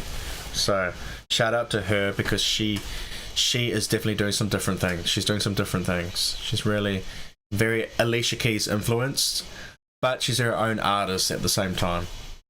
And shout out to honorable mention to her album Back of My Mind, that came out. I guess you guys agree with me. I guess you guys agree with my picks so far. No one's saying that they don't agree, so that's good. What else have we got coming up? Oh, obviously Kiss Me More by Doja Cat and SZA. We know that was pretty obvious. Peaches by Justin Bieber, Daniel Caesar, and Giveon was another hot track this year. A lot of people got sick of that song, which I can understand, but I mean, it was the music, the instruments, everything, that the voices, the three voices that came together for that track. It was hot. It was a hot song. So Peaches definitely is that song. Obviously Closure by Summer Walker, as you guys know, I already said that, was one of my favorite songs. Alan said, I have to go, Ruben. Take care, and everyone, Happy New Year. Alright, thank you, Alan. Salute, Rebellion Gang, salute. Happy New Year to you as well. Have a good one, buddy, and I'll see you next year, 2022. Peace. Thank you for coming. Thank you for your input. Appreciate it. Always. And so my next favorite song was a song called Leave the Door Open. Leave the Door Open by Bruno Mars and Anderson .Paak. Yes, sir. As we already know, that track overtook everybody. It overtook every single person in the world. And I'm not being dramatic when I say that. I really feel like it did. It changed the game. That song. And of course, we all know All I Want for Christmas Is You by Mariah Carey is #1 on the charts worldwide right now. And it went to #1, so I had to add it as one of my favorite songs from this year. Even though it goes #1 every year now, but hey, it's still a song from this year. So yeah, All I Want for Christmas. Of course, I always love that song. Easy on Me, yes, by Adele was another song. Another song. I think those are all of my songs, guys, from memory. I think that's everything. Yeah, I think that's all my... and Woman by Doja Cat. I like that one too. And also honorable mention to Good For You by Olivia Rodrigo. Levitating by... what's her name? Dua Lipa. And also Butter by BTS, which I know was... some people don't get into the K-pop thing because it's like a bit cheesy for some people. And I mean, it was cheesy for me too. But it's a pretty good song. Butter by BTS. It's pretty good. It's kind of a bop. Anyway. You kind of have to be into K-pop. And I mean, I was not really into K-pop, to be honest with you, but I feel like BTS have kind of changed that for me a little bit. Well, guys, that's it. That's my hottest albums and singles of 2021, and my worst songs and albums. But I hope you guys like my best albums and my best songs. I think you guys agree with me. I didn't have any disagreements, so I think we all felt the same this year about the songs, especially for the best albums and the best songs. Thank God I didn't forget anything. I was like, bro, I hope I don't forget any songs, but I think I remembered everything. So thank you guys for joining with me. Thank you, Jonathan. Thank you, Alan. Thank you, everybody else in the background. Happy New Year. Good night, Jonathan. Good night, everybody. I'm going to see you guys now. I've got to go get ready for my New Year's Eve night here in New Zealand. Party time. So I've got to go get ready. And it was a good way to end this year. And end the year with the music that we loved the most this year in 2021, and it's a good way to end my channel this year in 2021. But I'm going to see you guys in 2022 very, very soon on my channel. New energy, new everything. I'm not going to say new year, new me. I won't say that. But what I will say is new year, same me, but we're going to grow as time goes on. Now let's keep it real. That's how you keep it real. You go into the new year, the same person. That's realistic, and you grow from there. Not all of a sudden you're a new person. No, you just go the same and you just grow and become a better person throughout the year. So we're looking forward to that next year. And I love you guys. Thank you for the donations as well. Everybody who donated throughout 2021, I appreciate you guys. And anybody who wants to donate, who's watching back on the replay, my PayPal is paypal.me/Ruben Wills. I think the PayPal link should be down in the description. If not, I'll just type it in the chat. PayPal.me/Ruben Wills. And you guys know how much effort I put into my channel for you guys, to give you guys great content. And I've put in a lot of work over the years on this channel. You know that's the fact. So anytime you guys support my channel and send donations, I truly appreciate it. Also, shout out to the people who gave me Christmas donations to my PayPal. Even the people who are no longer a part of the channel, you know who you are. I think you're still watching. Shout out to you. Thank you for that donation. I appreciate that. Even though you're no longer a part of the channel, but thank you for that donation. Appreciate it. I obviously can't talk to you any other way, so thank you. I'll say it here. Also, I hope you guys are just excited for everything coming in the future on the channel. I know I haven't been, very consistent on my channel this year in 2021. I've been a little bit all over the place, but let's hope for a better year this year, 2022, in every single way. I will say that I am optimistic for 2022, but a little bit nervous because we don't really know what's going to happen, and when I say that, I mean, what's going on in the world right now with the what that I can't really talk about, but everybody knows what I'm talking about, and it's happening in the world everywhere. Wink wink, I think you know what I'm talking about. So who knows what's going to happen with that, but I will be optimistic anyway. And God is good. Praise God. I love God. I have to thank God for this year. It's been an amazing year. Not as amazing as some other years, but it's amazing. I would say that I made it through. Let me say that. I made it through. We all made it through, guys. That's the amazing thing about it. We made it through this year. I know some of you may have had an amazing, fantastic year. For me, was an okay year, and the only amazing part is that I made it through. That's all I'm going to say. And congratulations to you guys for making it through another year as well. Everybody watching, at least you're still alive. Some people are dead. They didn't make it through this year, So just count yourself blessed that you made it through. No, I'm not lucky. I'm blessed. Yes. Like Nikki would say. So anyway, I've done enough talking. I know I've talked your head off. You're probably like, Ruben, we've heard everything. You've said everything. Okay, I'm signing off now. I gotta go, guys. Thank you so much for talking with me, spending time with me. I know I do a lot of talking, but hey, that doesn't stop you guys. Just because I'm talking doesn't mean you can't talk as well. Don't feel like, I can't say anything because he's talking all the time. Yes, you can. You can join the conversation. It's not hard. Anyway. Anyway, guys, I love you. I'll see you. Bye, Jonathan. Bye, everybody. And, yeah. Time for me to go party. So I love you guys. Happy New Year, everybody. God bless your families, and I'll see you guys very, very soon on YouTube or Instagram or anywhere, somewhere. You'll see me somewhere.